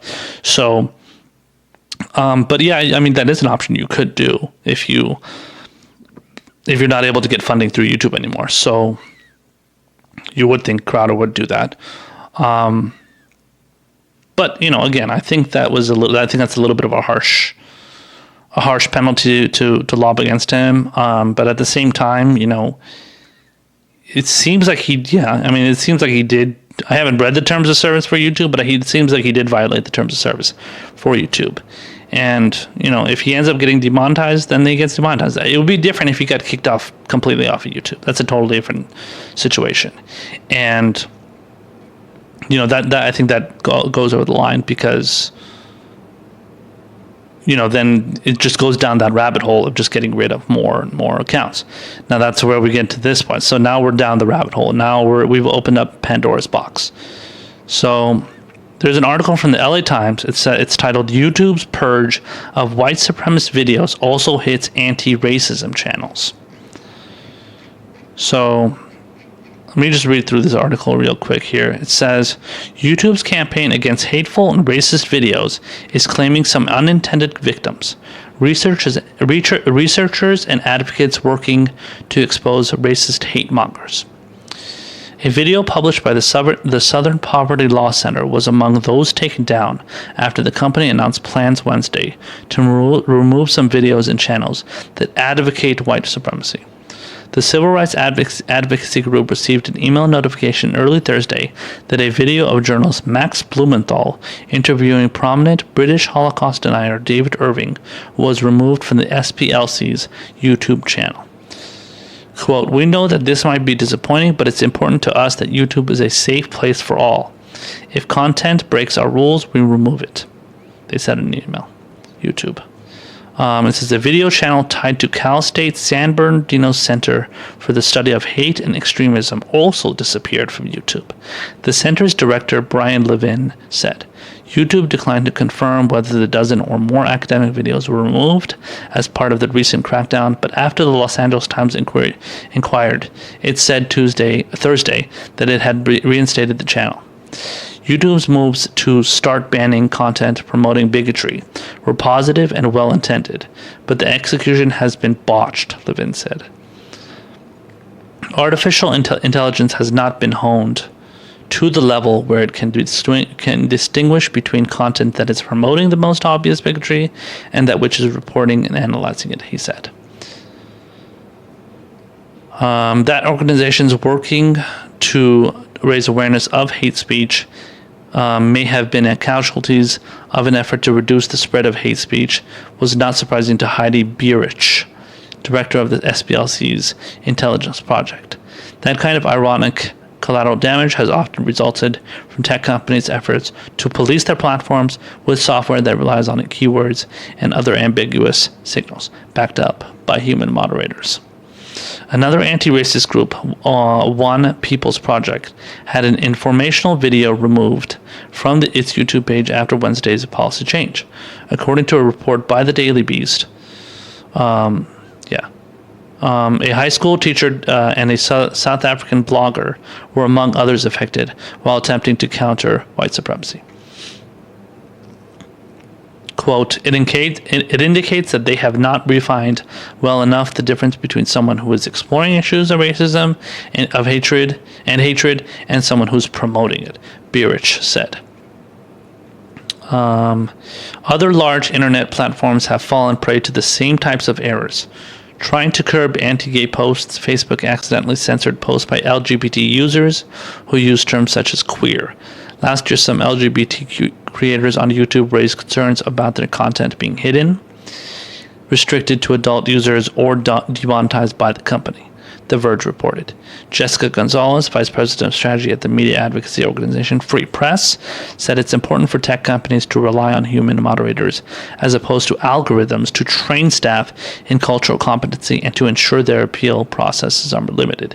Processes are simple, transparent, and rapid. Gonzalez's organization helped develop a set of suggested content moderation policies. She said the suggested policies were informed by the experiences of people whose posts have been taken down on Twitter and Facebook for calling out racism. Quote, a policy that attempts to ban hateful content is only as effective as the mechanisms implemented to enforce such rules, Color of Change President Rashad Robinson said in a statement, if executed poorly, this policy could contribute to even more harm for black communities and other communities targeted by white supremacist ideologies, end quote. In the SPLC video, Blumenthal was exploring how people could believe the Holocaust was a hoax and how that belief contributes to anti-Semitism, Burich said. Quote, YouTube saw someone speaking of Holocaust denial and assumed it was promotion, but it was the opposite. It was exposure and condemnation of Holocaust denial thinking. YouTube said it posts clear policies on what content is acceptable and removes videos violating those policies. But with the massive volume of videos on the website, sometimes the company makes the wrong call. When it's brought to our attention that a video has been removed mistakenly, we act quickly to reinstate it, YouTube said in a statement. We also offer uploaders the ability to appeal removals, and we will review the content. Burich said the SPLC's channel also hosts videos training law enforcement on how to identify lone wolf, domestic terrorists, or Aryan prison gangs, or what to do if a hate group comes to town. Hopefully they don't get caught up in this purge, but you could see how they might if you have a ham-handed process, she said. Burich said the SPLC plans to appeal the video's removal. So that is terrible news. As somebody that is a YouTube creator, a content creator, obviously I'm broadcasting on Facebook, I am broadcasting on Periscope.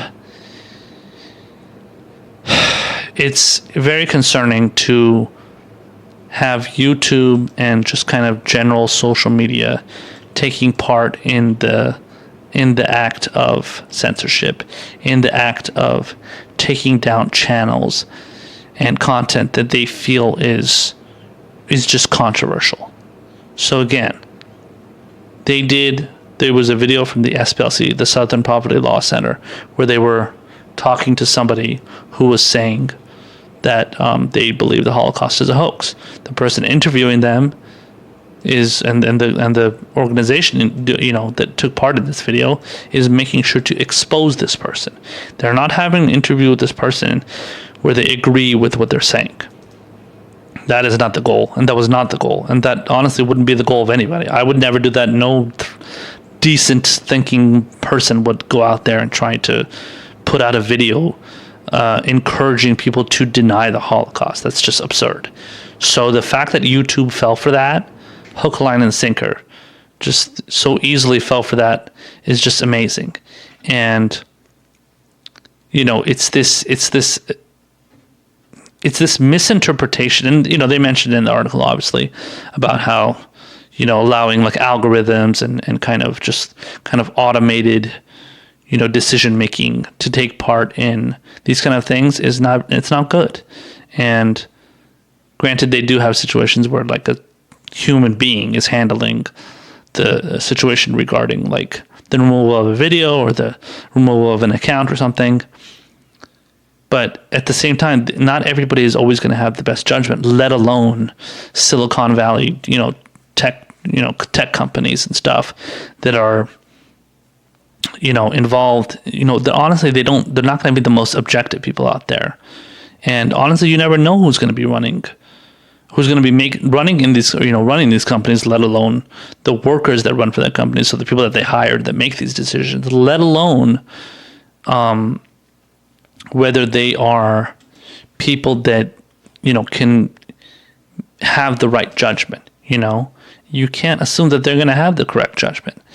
And it sucks that they have to kind of like, they have to rely on that. And again, as somebody that is a content creator myself, I have to worry now about having my videos removed. So if I say something that, is discussing the Holocaust, or is discussing, kind of talking about some sort of conspiratorial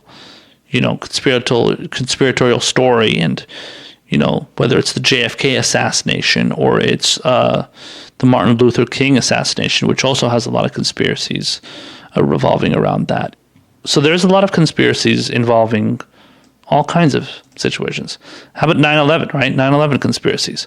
There's a lot of 9/11 conspiracy videos on YouTube. Are they going to remove those too? I don't think they should.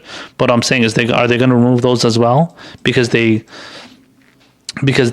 push, certain conspiracies that they push conspiracies that certain people may not agree with.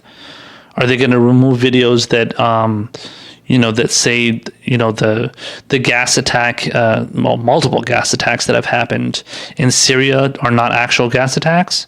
Are not actual attacks taken out by the Syrian government and Bashar al-Assad, and are actually being done by jihadists that are in Syria? That's something that people consider a conspiracy as well. How about the fact that, we never had, there was never weapons of mass destruction found in Iraq?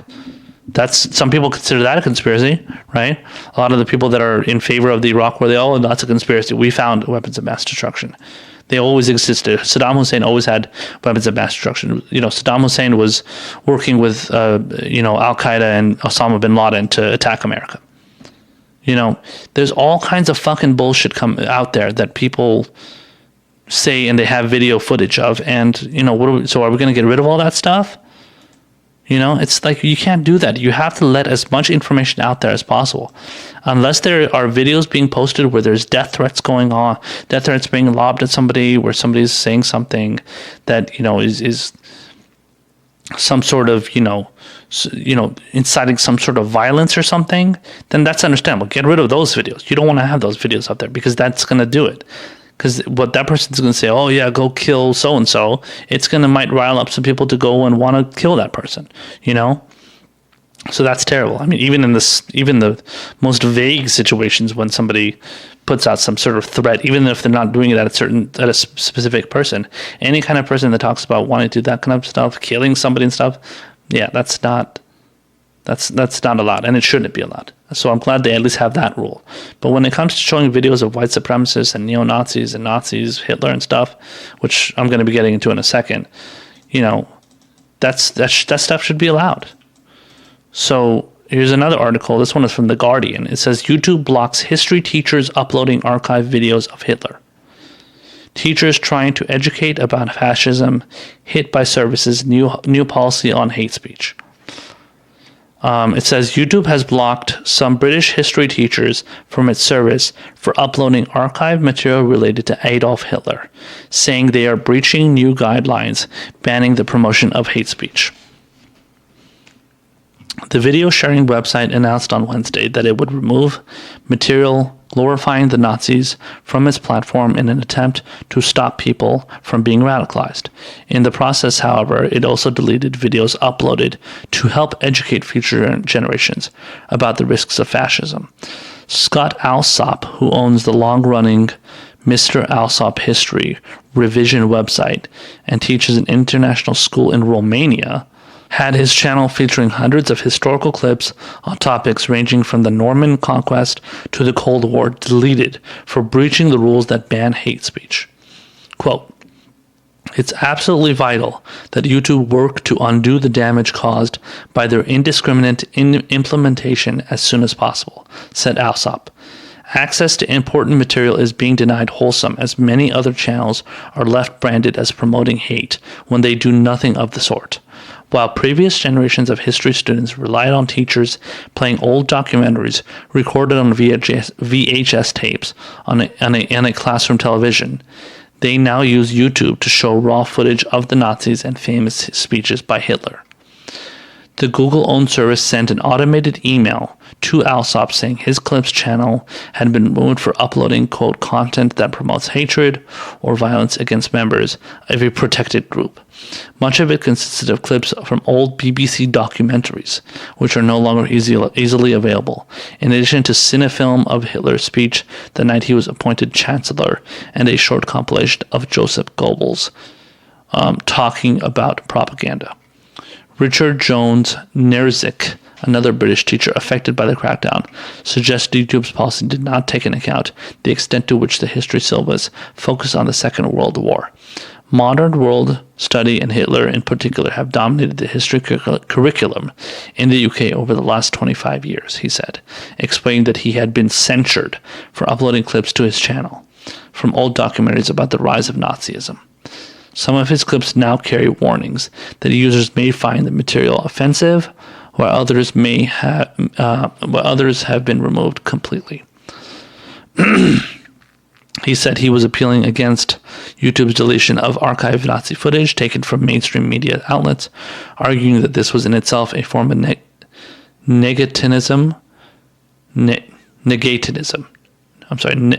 negationism. Wow, I've never heard of that word already. Negationism or even Holocaust denial.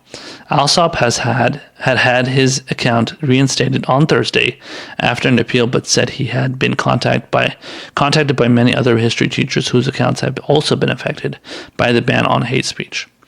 Users who do not swiftly appeal against YouTube's decisions could find their material removed for good. Both men said they had sympathy with what the site was trying to achieve and acknowledged that sometimes the archived fascist material they uploaded to YouTube was viewed by the modern day far right. I have for a long time been unhappy with how my films have often been hijacked by neo-fascists through the comment sections. Wow. But YouTube's actions are far too indiscriminate, said Jones Nerzik. Alsop suggested the site need to take educational context into account rather than rely on automated processes. I fully support YouTube's increased efforts to curb hate speech, but also feel that silencing the very people who seek to teach about its dangers could be counterproductive to YouTube's intended goal. A YouTube spokesperson said the company used a combination of technology and people to enforce the guidelines and encouraged individuals to provide context to clips uploaded for educational purposes rather than simply uploading raw material. They said Alsop and Jones Nerzik's material had been reinstated after an appeal. So this is a situation relating to the fact that people should be allowed to post footage on YouTube that is educational and that is helping people understand, the general kind of landscape of American, not just American, but American history, world history, all kinds of stuff. It's teaching people about Nazis, teaching people about Hitler, all that stuff. I learned about all these things when I was in high school too. So should that stuff be banned now too? Because if you teach to somebody in a high school, then somebody's going to go become a neo-Nazi. So, using that logic, then you got to get rid of everybody. You got to get rid of every possibility for anybody to learn anything about Nazis and Hitler and all that stuff, because you got to be afraid of that person or those people being influenced. So, using that kind of mentality is just, you're just assuming that people are stupid and people are gullible, and they are, but at the same time, you have to, in a free society, in a democracy, in a republic that we live in, we have to consider the fact that people are going to make the right decisions and they're going to be educated and they're not going to be idiots. And when it comes to falling for, the propaganda that they're going to see from Hitler and stuff, if they don't get it from YouTube, they're going to get it from somewhere else. And majority of the stuff that's posted on YouTube when it comes to neo-Nazi, Hitler, white supremacist type stuff is not stuff that promotes those things. It's stuff that shows it to people, that is educating them. Just like I said earlier before I read this article, I was talking about how, there's stuff about 9/11, there's stuff about JFK, there's stuff about MLK. So people that, so if somebody watches a video about MLK getting killed by James Earl Ray, does that mean that they support James Earl Ray did or supposedly did? Because a lot of people say he didn't do it. But do they support the death of MLK? Does somebody that watches a video about Lee Harvey Oswald killing JFK, do they want JFK to get killed? Somebody that watches a video about 9/11, the collapse of the 9/11 buildings, the World Trade Centers on 9/11, does that mean they support, and want the buildings to collapse? No. That's not how it works. It's not, that's just a straw man. That's not based on any kind of actual factual evidence. That's just a straw man. So people that believe that are just, you're just pretty much making things up. You're either lying on purpose or you're just misguided. So let's hope people don't believe that, because that's just ridiculous. But you know what I'm saying? But that's the thing. That's the rabbit hole you're going down when you're opening up these possibilities and creating this mentality of we're just going to get rid of anything negative or anything bad and everything offensive, and then so using that logic, how far are we going to go? Videos like mine can get removed. Videos like Kyle Kulinski and Humanist Report and TYT and Tim Black, Jimmy Dore. Jimmy Dore has been called out by fucking in CNN articles about being, conspiratorial too. Nico House too. He's been called out for Nico House got called out in a I think it was a HuffPost article. I think because he's a progressive host. He got called out in a HuffPost article about how he's believes in something. I forgot what issue it was. He believes in some conspiracy, and he's a Tulsi Gabbard supporter. So. Somebody, so basically trying to put it out there look who's supporting Tulsi Gabbard, crazy people that believe in things that other people don't agree with. So what? So you want to get rid of Nico House now because he believes in something that you don't agree with? Listen, that's it. This shit just gets worse and worse. The more you go into it, the more you're going to be censoring people, and the less information we're going to have out there, and just more censorship and less free speech. Again, if you want to get rid of the accounts, or you want to get rid of people on social media that are being threatening and lobbing death threats and trying to start violence and all that shit, I get that. Get rid of those people. I'm not doing that. People I know are not doing that. They're not pushing for that kind of stuff. We need to stay out there so that we can inform progressives and the misinformed idiots out there that need to get information, hopefully, if they're listening to us. But either way, you can't be censoring these people, right wing, left wing. We need to have as much information out there as possible, because that creates more debate and it creates more discussion. And the less debate and discussion we have, the more people are going to be misinformed, because then they're just going to be hearing the things that are more kind of vanilla and just typical shit you would hear. And from what I've heard, because Kyle Kulinski covered this on Secular Talk, he was talking about how so his videos were being redirected to CNN videos, MSNBC videos, other mainstream media outlets essentially. And some people who were leaving comments in that video that he was discussing that, they were saying the same thing. Yeah, I got I saw an advertisement for Anderson Cooper or CNN and all that. That's crazy. And then even the suggested videos that are being that they're telling people to watch are MSNBC, CNN. I don't know, probably Fox News too, or CBS News, NBC News. So it's they're trying to get us to watch mainstream media news more. We don't like that shit. We're not into watching that stuff. But you're trying to get us to watch it because it's more PG, basically. It's more, it's better for the people that don't want to get offended, essentially. So that's what it's all about.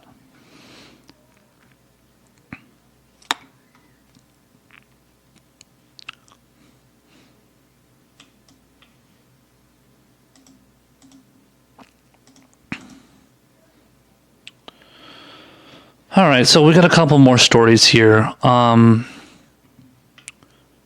This is a fascinating and disturbing CNN article about a congressman. His name is Duncan Hunter, He is a former, I think, a Marine, I want to say. Well, he was in the military. But anyway, so this guy, he actually came out and made some comments about how, like, he openly, I don't know where he was, I guess we'll find out in a second, but he openly bragged about killing innocent civilians in Iraq. So he says that his unit of people, the people in the military, soldiers in the military that he was with, they killed probably, quote, killed probably hundreds of civilians. Civilians, not terrorists. So he's openly admitting it, which is amazing. So the headline says here, Representative Duncan Hunter, Iraq unit killed probably hundreds of civilians. The article is from June 1st. It says California Republican Representative Duncan Hunter said that as an artillery officer, his unit, quote, killed probably hundreds of civilians during his 2004 tour in Fallujah, Iraq. During a Barstool Sports interview for a podcast that was released on Monday, Hunter defended his support of Eddie Gallagher, a Navy SEAL facing a premeditated murder charge in the stabbing death of an injured person in Iraq. President Donald Trump is considering pardoning Gallagher. Wow. Quote, I was an artillery officer and we fired hundreds of rounds into Fallujah, killed probably hundreds of civilians, if not scores, if not hundreds of civilians, Hunter said. Probably killed women and children, if there were any left in the city when we invaded. So do I get judged too? Yeah, you do, you fucking asshole. Wow, it's amazing that you would actually admit this. He says, when pressed on a specific killing differing from collateral damage, Hunter argued that it was simply a matter of how people were killed. It says Gallagher's alleged victim, quote, might have been killed in a way that you don't personally agree with because you say it's against the laws of war, Hunter said, as opposed to artillery killing civilians, women, and children because it's kind of indiscriminate in a way. It's not a sniper weapon, right? Which is worse? And then he asks, which is worse? Among the accusations against Gallagher are that he stabbed and killed a wounded person, shot at non-combatants, posed for a photo, and performed his re-enlistment ceremony next to a corpse. Wow, classy guy.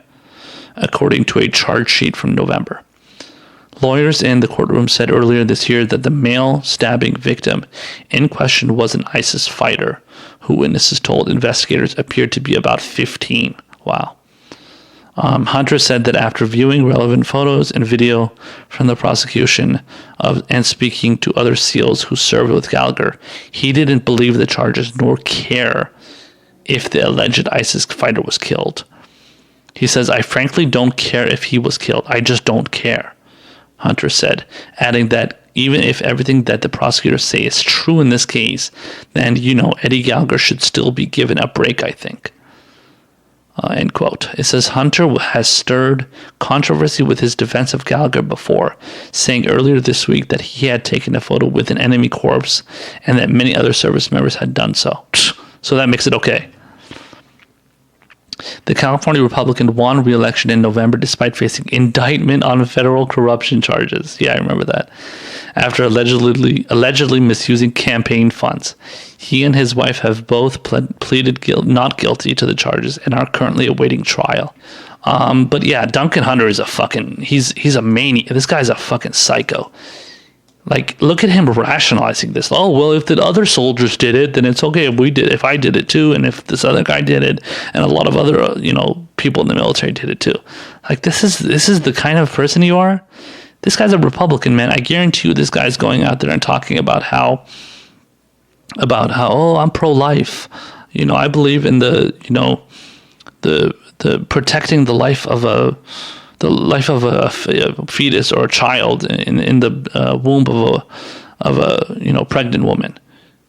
I'm against abortion because I believe in life. Yet you're going into you're in the military and you're shooting at. Did he say he did it? Well, anyway, you're rationalizing and defending your fellow soldiers and your fellow members of the military, shooting and killing at civilians, and not only just male civilians, women and children too. So apparently the women and children did something that you didn't like, so you had to shoot at them, or your buddies in the military had to shoot at them. I mean, like, these guys, from my experience of dealing with, like, maybe not like me personally dealing with them, but when it comes to people that are like in the military, these people act like such douchebags. They think they can get away with everything, and they think they can whatever they do is okay because they're in the military. Basically, is what I've noticed. And if you see a lot of these people that have like been in the military, and like a lot of these guys, like, oh yeah, I was in the military and stuff, and they go and do like fucked up shit, and they don't care. Like, they support endless wars and all that bullshit, and then they're okay with like rationalizing it. So to them, it's just like, okay, well, that's just what I believe, and if I want to rationalize it, I can, because I don't know, because I'm a brave member of the military and I put my life on the line. So that means I can kill other people, pose with dead corpses, because I hate this ISIS terrorist, or I hate this Muslim extremist, whatever. And I can do all the things I want, and I can declare it, and I can, like, that should be if I remember, I don't know the details, but that should be a war crime. I would be surprised if it wasn't a war crime to do something like that, because that's fucked up. I mean, if you're getting involved in shit like that, that's just like, you're getting involved in like ridiculously like unethical actions. I mean, look at how the detainees that were kept in Abu Ghraib and Guantanamo Bay were treated. Those were all, and a lot of those people that were in those prisons were not even actual terrorists. They were just Muslims that they just gathered together and just threw into a prison, and then they, especially when it came to Gitmo, that was definitely the case. And they just, put them together, put them in prison, and they tortured the shit out of them. If some people remember, there was pictures that came out of Abu Ghraib where they had detainees, they had the prisoners on, not only they had them naked, but they also had leashes around their necks, and they would drag them around. They would pile up the bodies on top of each other. They would make them stand like in like awkward positions, and then like on top of chairs or boxes and stuff, and like they would just humiliate them, just make them do all these like crazy things. So obviously these members of the military who are supposed to be like, doing the right thing and like not being not being unethical, I guess. I mean, obviously that's not the case, but that's how they pretend to be. Obviously they're the most fucking unethical motherfuckers out there. They don't even care about ethics. They don't care about doing the right thing. They want to do anything. So like, because in their mind, they're like, oh, well, we're fighting the terrorists. So because those people are terrorists, we can do to them whatever we want, and we can get away with it too. And if you're against me, you're against allowing me to do that, then you hate the military or some shit. So these guys in the military, they always say stupid shit like this, and not even so much people, not only the people that are in the military, but people that support the military. If you criticize anything that they do, that members of the military do, then that means you hate your country, and you hate the military, and you hate people that are in the military. Like, that's not how I feel. I don't think every person that's in the military, that's ever been in the military, that's ever served, is a bad person. But if you're going out there and you're admitting the same kind of shit Duncan Hunter is admitting, and you're the same shit that he says all his buddies and in the military did, then you're a bad person. Period. I mean, that's just, you don't deserve to, you don't deserve to be so-called protecting our country, because you're obviously not doing it in clearly you're not doing it in good faith. You're just doing it for, to get to your cheap thrills, basically, and it's all you really care about, obviously. So that's how I see it. I mean, anybody that doesn't see it like that, I mean, you're just rationalizing the actions of these people that just think they could get away with doing whatever they want.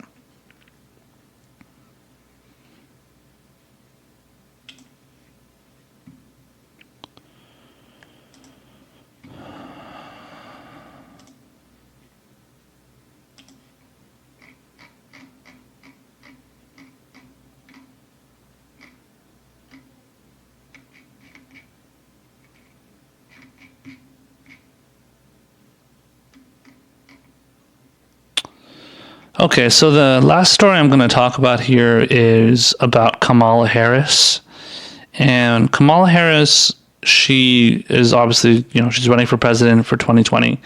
And she was, if I remember correctly, she was one of the first people to declare, too. At least one of the more well-known ones that declared.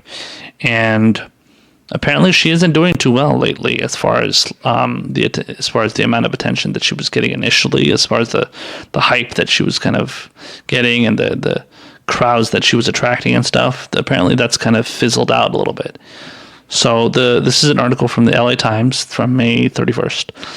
It says, after dazzling debut, Kamala Harris falls from the top of presidential pack. It says, when Kamala Harris launched her presidential bid 4 months ago, the stars all seemed to be aligned. She drew a crowd of roughly 20,000 to a lavish Oakland rally. She raised $1.5 million in just 24 hours. She boasted a string of endorsements from California politicians. But as she returns to the Bay Area this weekend for the annual state Democratic Party convention, along with 13 other candidates eager to fight on her home turf, Harris no longer dazzles quite so much. Rather, there is a prevalent sense that for all her seeming potential, California's charismatic U.S. senator has fallen short of expectations. The disappointment, observers say, stems in part from Harris's failure to present a compelling case for her candidacy beyond her background as a prosecutor, her buoyant personality, and a deep contempt shared by others in contest for President Trump. Quote, "You don't get elected because you're a list of qualities," said Gil Duran, a former Harris advisor, who is now the opinion editor of the Sacramento Bee. What's the big idea she's carrying? That's what she's trying to figure out. She's having trouble figuring out what she represents. Other candidates have forged past Harris. Former Vice President Joe Biden and Vermont Senator Bernie Sanders, both well-defined personalities, have staked their place as frontrunners in the crowded contest. Upstart Pete Buttigieg, the brainy young mayor of South Bend, Indiana, has garnered buzz and big bucks from some of California's major political donors. Massachusetts Senator Elizabeth Warren has won praise for her soup-to-nuts sheaf of liberal policy proposals. Backers say Harris's slow and steady approach is the right one for this early stage of the campaign, arguing that consistency on the trail fundraising matter more than in catchy sound bites or viral moments. It says, I don't think anyone ever thought she would get in the race and blow away the field and be a frontrunner from January 2019 through Election Day, said Brian Brokaw, who managed Harris's 2 successful runs for state attorney general. She needs to stay in the upper tier, which I think she is. Stay in striking position, and you outlast everybody. Harris's 2016 election to the Senate coincided with Trump's unexpected victory, and she arrived in Washington as a fierce adversary of the polarizing president. Her pugnacious grilling of Attorney Generals Jeff Sessions and William Barr, among others, thrilled fellow Democrats. But she has largely failed to replicate those compelling performances while campaigning. Instead, her equivocations have often overshadowed efforts to excite partisan passions. In one of her first national campaign appearances at a CNN town hall, she offhandedly backed eliminating the country's private health insurance system. Months later, she is still trying to explain her position. And in parentheses, it says she said that her support for Medicare for All meant eliminating healthcare bureaucracy, not doing away with private insurance. During another televised town hall, Harris said she was open to a conversation about letting incarcerated violent felons vote, only to state the next day she would not support that right for the most serious offenders. That was a position that Bernie Sanders took. It says, after touting her Get Tough initiative on child truancy throughout much of her career, a centerpiece of her focus on protecting youth, she recently pulled back, saying she regretted the unintended consequence that some parents went to jail. See, again, it's like you just noticed that? I mean, you just noticed how bad it was? Why couldn't you notice this like 2 years ago? Or like before you were running, She probably knew that she could get away with it because nobody would call her out. And since she would probably win so easily in California. It says the hedging revived one of the criticisms that has followed Harris throughout her public life. This is the suggestion that she is politically timid and overly cautious. As Attorney General, she was notably muted on some of the state's most fraught issues, such as police use of force and ballot initiatives to change California's sentencing laws.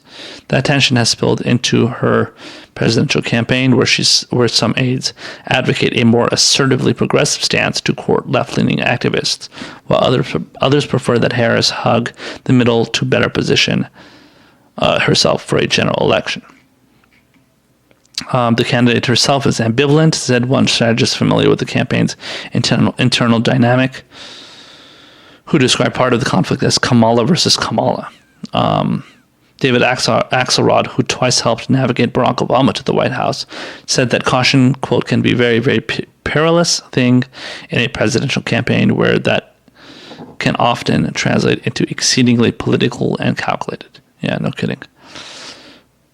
Here we go. It says defenders who see sexism at play say Harris's perceived skittishness was a result of competing pressures. Conservative law enforcement officials on one side were naturally suspicious of a mixed-race woman from San Francisco and left-leaning criminal justice reform advocates on the other. They note that she was an early and ardent advocate of impeaching Trump, leaping out in front of many rivals. The whole cautious thing, it makes me bristle a little bit, said Brokaw, who remains an informal Harris advisor. I honestly think that is one of her biggest strengths. She is a prosecutor who spent years in legal settings where every word matters, where you can blow a case with one misspeak. You're never going to change that about her. Well, that's the problem. That's what makes her not a very good option. And when it comes to, like, what does it say? She says, being cautious. Okay, if you're so cautious, then why are you advocating for child truancy so much? You know, why are you advocating for,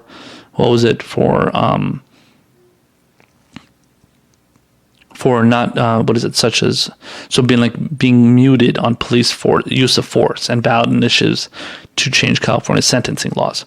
So you're very stubborn about not defending those things. Or, not changing your position on those things. But, now all of a sudden it's sexist if you call her out for those things. Well, not all of a sudden. It's always been like that since the days of Hillary Clinton, which was not that long ago, obviously, and still to this day. It says, but standing in a courtroom before judge and jury is different than persuading Democratic primary voters, especially when there are nearly 24 other candidates also making their arguments. She's a brilliant person. There's no doubt about that, Axelrod said. But what we've learned so far is that she's great at asking questions, but timid at answering them. She's going to have to correct that to navigate this process. Of course, fortunes can change quickly, particularly with more than 8 months until the first votes are cast. It says polling gives Harris high favorability marks and shows voters are curious to learn more about her. She continues to draw strong turnout in early primary states, and her crisp performance in an MSNBC town hall Tuesday night drew 2.2 million viewers, the second highest rated televised candidate forum so far. Harris will share a spotlight this weekend with many of her rivals as a parade of presidential hopefuls take their turns addressing Democratic activists in downtown San Francisco. One conspicuous exception is Biden, who will be campaigning in Ohio. The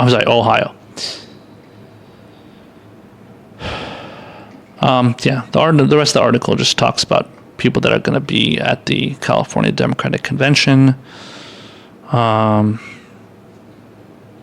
how her chances in California, millions of voters that are going to be deciding the fate of, whoever ends up winning. Hopefully it's not her. So when it comes to Kamala Harris, I obviously have never, not obviously, maybe it's not that obvious, but I've never been a fan. I understand her appeal when you think of it in the kind of the prism and the kind of the mentality of a typical kind of Democratic loyalist voter. A lot of them are just going to be like, well, she's black, and to be fair, she's actually half Indian, half Jamaican. But she's a person of color. She's a woman of color. She's goes after Trump. She's really independent and strong. She's a prosecutor, so that's really good.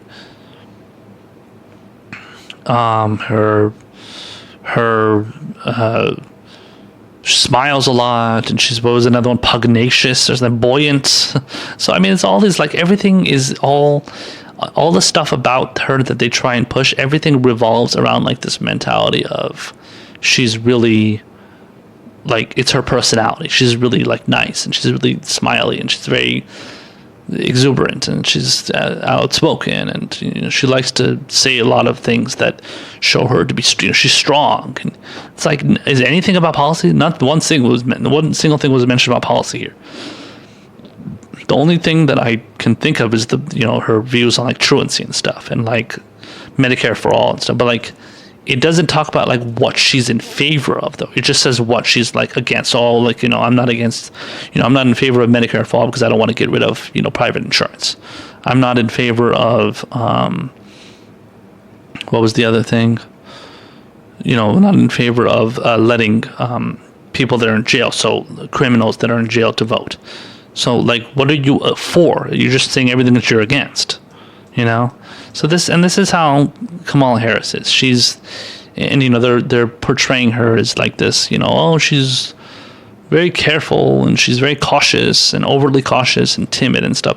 Like, that's not a good thing, and it has nothing to do with sexism. There's a lot of, how many cautious male candidates? President Obama was very cautious. Now, when he was campaigning, he was actually a firebrand. I was watching a video recently from Obama, because, a lot of people, I know I compared her to him because, it's like this whole idea of, like, giving good speeches and saying good things, but not actually acting on them. That's what Obama was. And it seems like Kamala Harris is the same way. But there was a video of Barack Obama in one of the debates with Hillary Clinton, between him and Hillary Clinton. Maybe there was one other person. It was John Edwards or something. But him and Hillary were going at it. They were butting heads, and it was showing him he was calling Hillary out for being a corporate lawyer for Walmart, sitting on the board of Walmart. And she, looking at him the whole time like, damn, what am I going to say? How am I going to respond to this? So, Obama was always very good in the campaigns when he was rightfully calling out the corruption of Hillary Clinton and the opportunism of Hillary Clinton. So it's interesting that now, they're talking about Kamala Harris, and it's like, oh, well, if you're criticizing her, you're sexist, because you're criticizing her for being timid and cautious and stuff. But like I said, Barack Obama. So when Barack Obama became president, he was very, very cautious. Every little thing Obama worried about, saying that because he didn't want to offend anybody. And then when he did say something that offended somebody, for example, when he referred to, I think he referred to the police that there were police that they arrested a black professor that was trying to enter his own home. This was early in his presidency, 2000. It was in 2009, if I remember correctly. He was trying to go into his own home, and police arrested the poor guy. I think he had, like, been locked out or something, so he had to, like, try and break in somehow. And they pretty much arrested him, and yeah, even though there was no evidence of him actually, there was no evidence of him not living there. He had lived there, or he was living there, and that was, I guess, to observers that knew he lived there, they knew that he lived there. So so what Obama did is, when he gave a statement on what happened, and this was a man that he knew, and he ended up saying that the cops acted stupidly or idiotically or something. There you go. Henry Louis Gates. That was the name of the professor. Yeah. So he was a Harvard University professor, and he was arrested at his Cambridge, Massachusetts home, because somebody called 911, and then they, because he was trying to break and enter into a home. So they thought this guy, because he's a black guy, I guarantee if it was a white guy, they wouldn't have said the same thing. Because he was a black man, I guarantee they ended up, whoever reported him ended up thinking he's, breaking into this home. So, but after that, yeah, he, So like that was like the only controversial statement that, like, I would say one of the only controversial statements that Barack Obama ever made during his presidency, where he said something like he was speaking his mind and he said something and then got in trouble for it, and then he decided to apologize because he didn't want to offend anybody.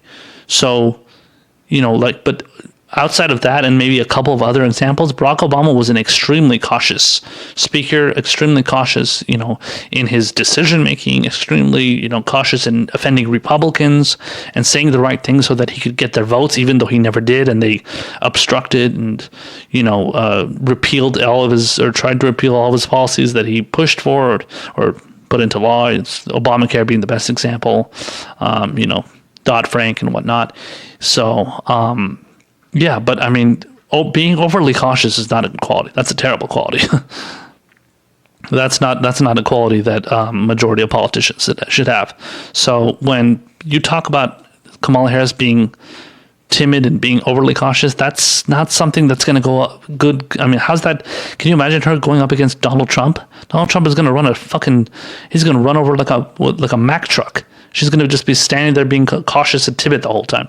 Now, maybe she will ask really good prosecutorial questions and press him on things, but that doesn't mean that she's not going to be able to handle his onslaught of things that he's going to say, which he's going to do it, big time for sure, and because that's how Trump operates.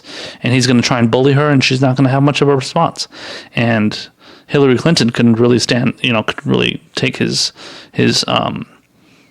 kind of his attacks on her either when they were in debates and stuff, because he would bombard her with attacks as well. And she did too, to some extent. But Trump can handle those kind of people very, very easily. I think the only person outside of Bernie Sanders that would be able to handle Trump in a debate would be Joe Biden, ironically, because Joe Biden is actually a pretty good debater. And he took on people like Sarah Palin. He took on people like Paul Ryan in VP debates. So he did well in those. So when he was Obama's VP. So, but yeah, Kamala Harris is not somebody I don't see her being a very promising candidate unless she does manage to separate herself from the other candidates. I thought she was just going to be, very popular based on the fact that she is a woman of color and, getting all these views when she appears on MSNBC and stuff, getting people to watch in and tune in, raising a ton of money, which broke Bernie Sanders' record, which then he broke after that. So, Kamala Harris ended up breaking Bernie's 24-hour campaigning record from donor money. She raised $1.5 million, which beat Bernie's, I think, 1.2 or 1.4 or something. But then Bernie ended up beating that by getting 5.9 million. So, but yeah, he had held the record in 2016, which she beat. So yeah, but I mean, we'll see what happens. I don't think she's completely out of it. I don't think she's going to drop out at any point, obviously, because she's not doing that bad. But, I mean, she's kind of having the same issues as Beto O'Rourke in the sense that she can't, and she's not worse than Beto O'Rourke. Beto is really bad. But she's having the same problems as far as, like, kind of identifying herself and, as, like, this particular type of candidate and kind of, like, getting people to recognize her as, like, somebody that stands for certain policies and certain things. She can't differentiate herself from any kind of Democrat. While people like Bernie, Biden, it even seems like Buttigieg and stuff, like they're kind of candidates that they're able to stand out from the crowd. Kamala Harris can't do that. Beto O'Rourke can't do that. And it doesn't seem, like a lot of candidates honestly are going to do that because there's so many of them. And like they said, there's so many candidates running. It's like you have so many options. You're going to get distracted by so many of them from left to right. It's going to be hard to keep track. But the ones that are well known, that have the name recognition and have good policies, those ones are definitely going to stand out the most for sure. So, and I don't think Kamala Harris is going to be able to do that. All right, guys, that is the end of our show today. Thank you so much for watching. I appreciate people on Periscope watching me, people on Facebook Live watching. Before we get going here, I just wanted to let you guys know to please check out my Patreon page, become a patron, contribute to the show, try and keep this show going as long as possible. And, any amount of money would be a great help for me. And that would be great. So we'll see you guys next Saturday. This is not going to be Sunday anymore. It's going to be going to go back to doing episodes on Saturday again. So I hope to see you guys then. Take care.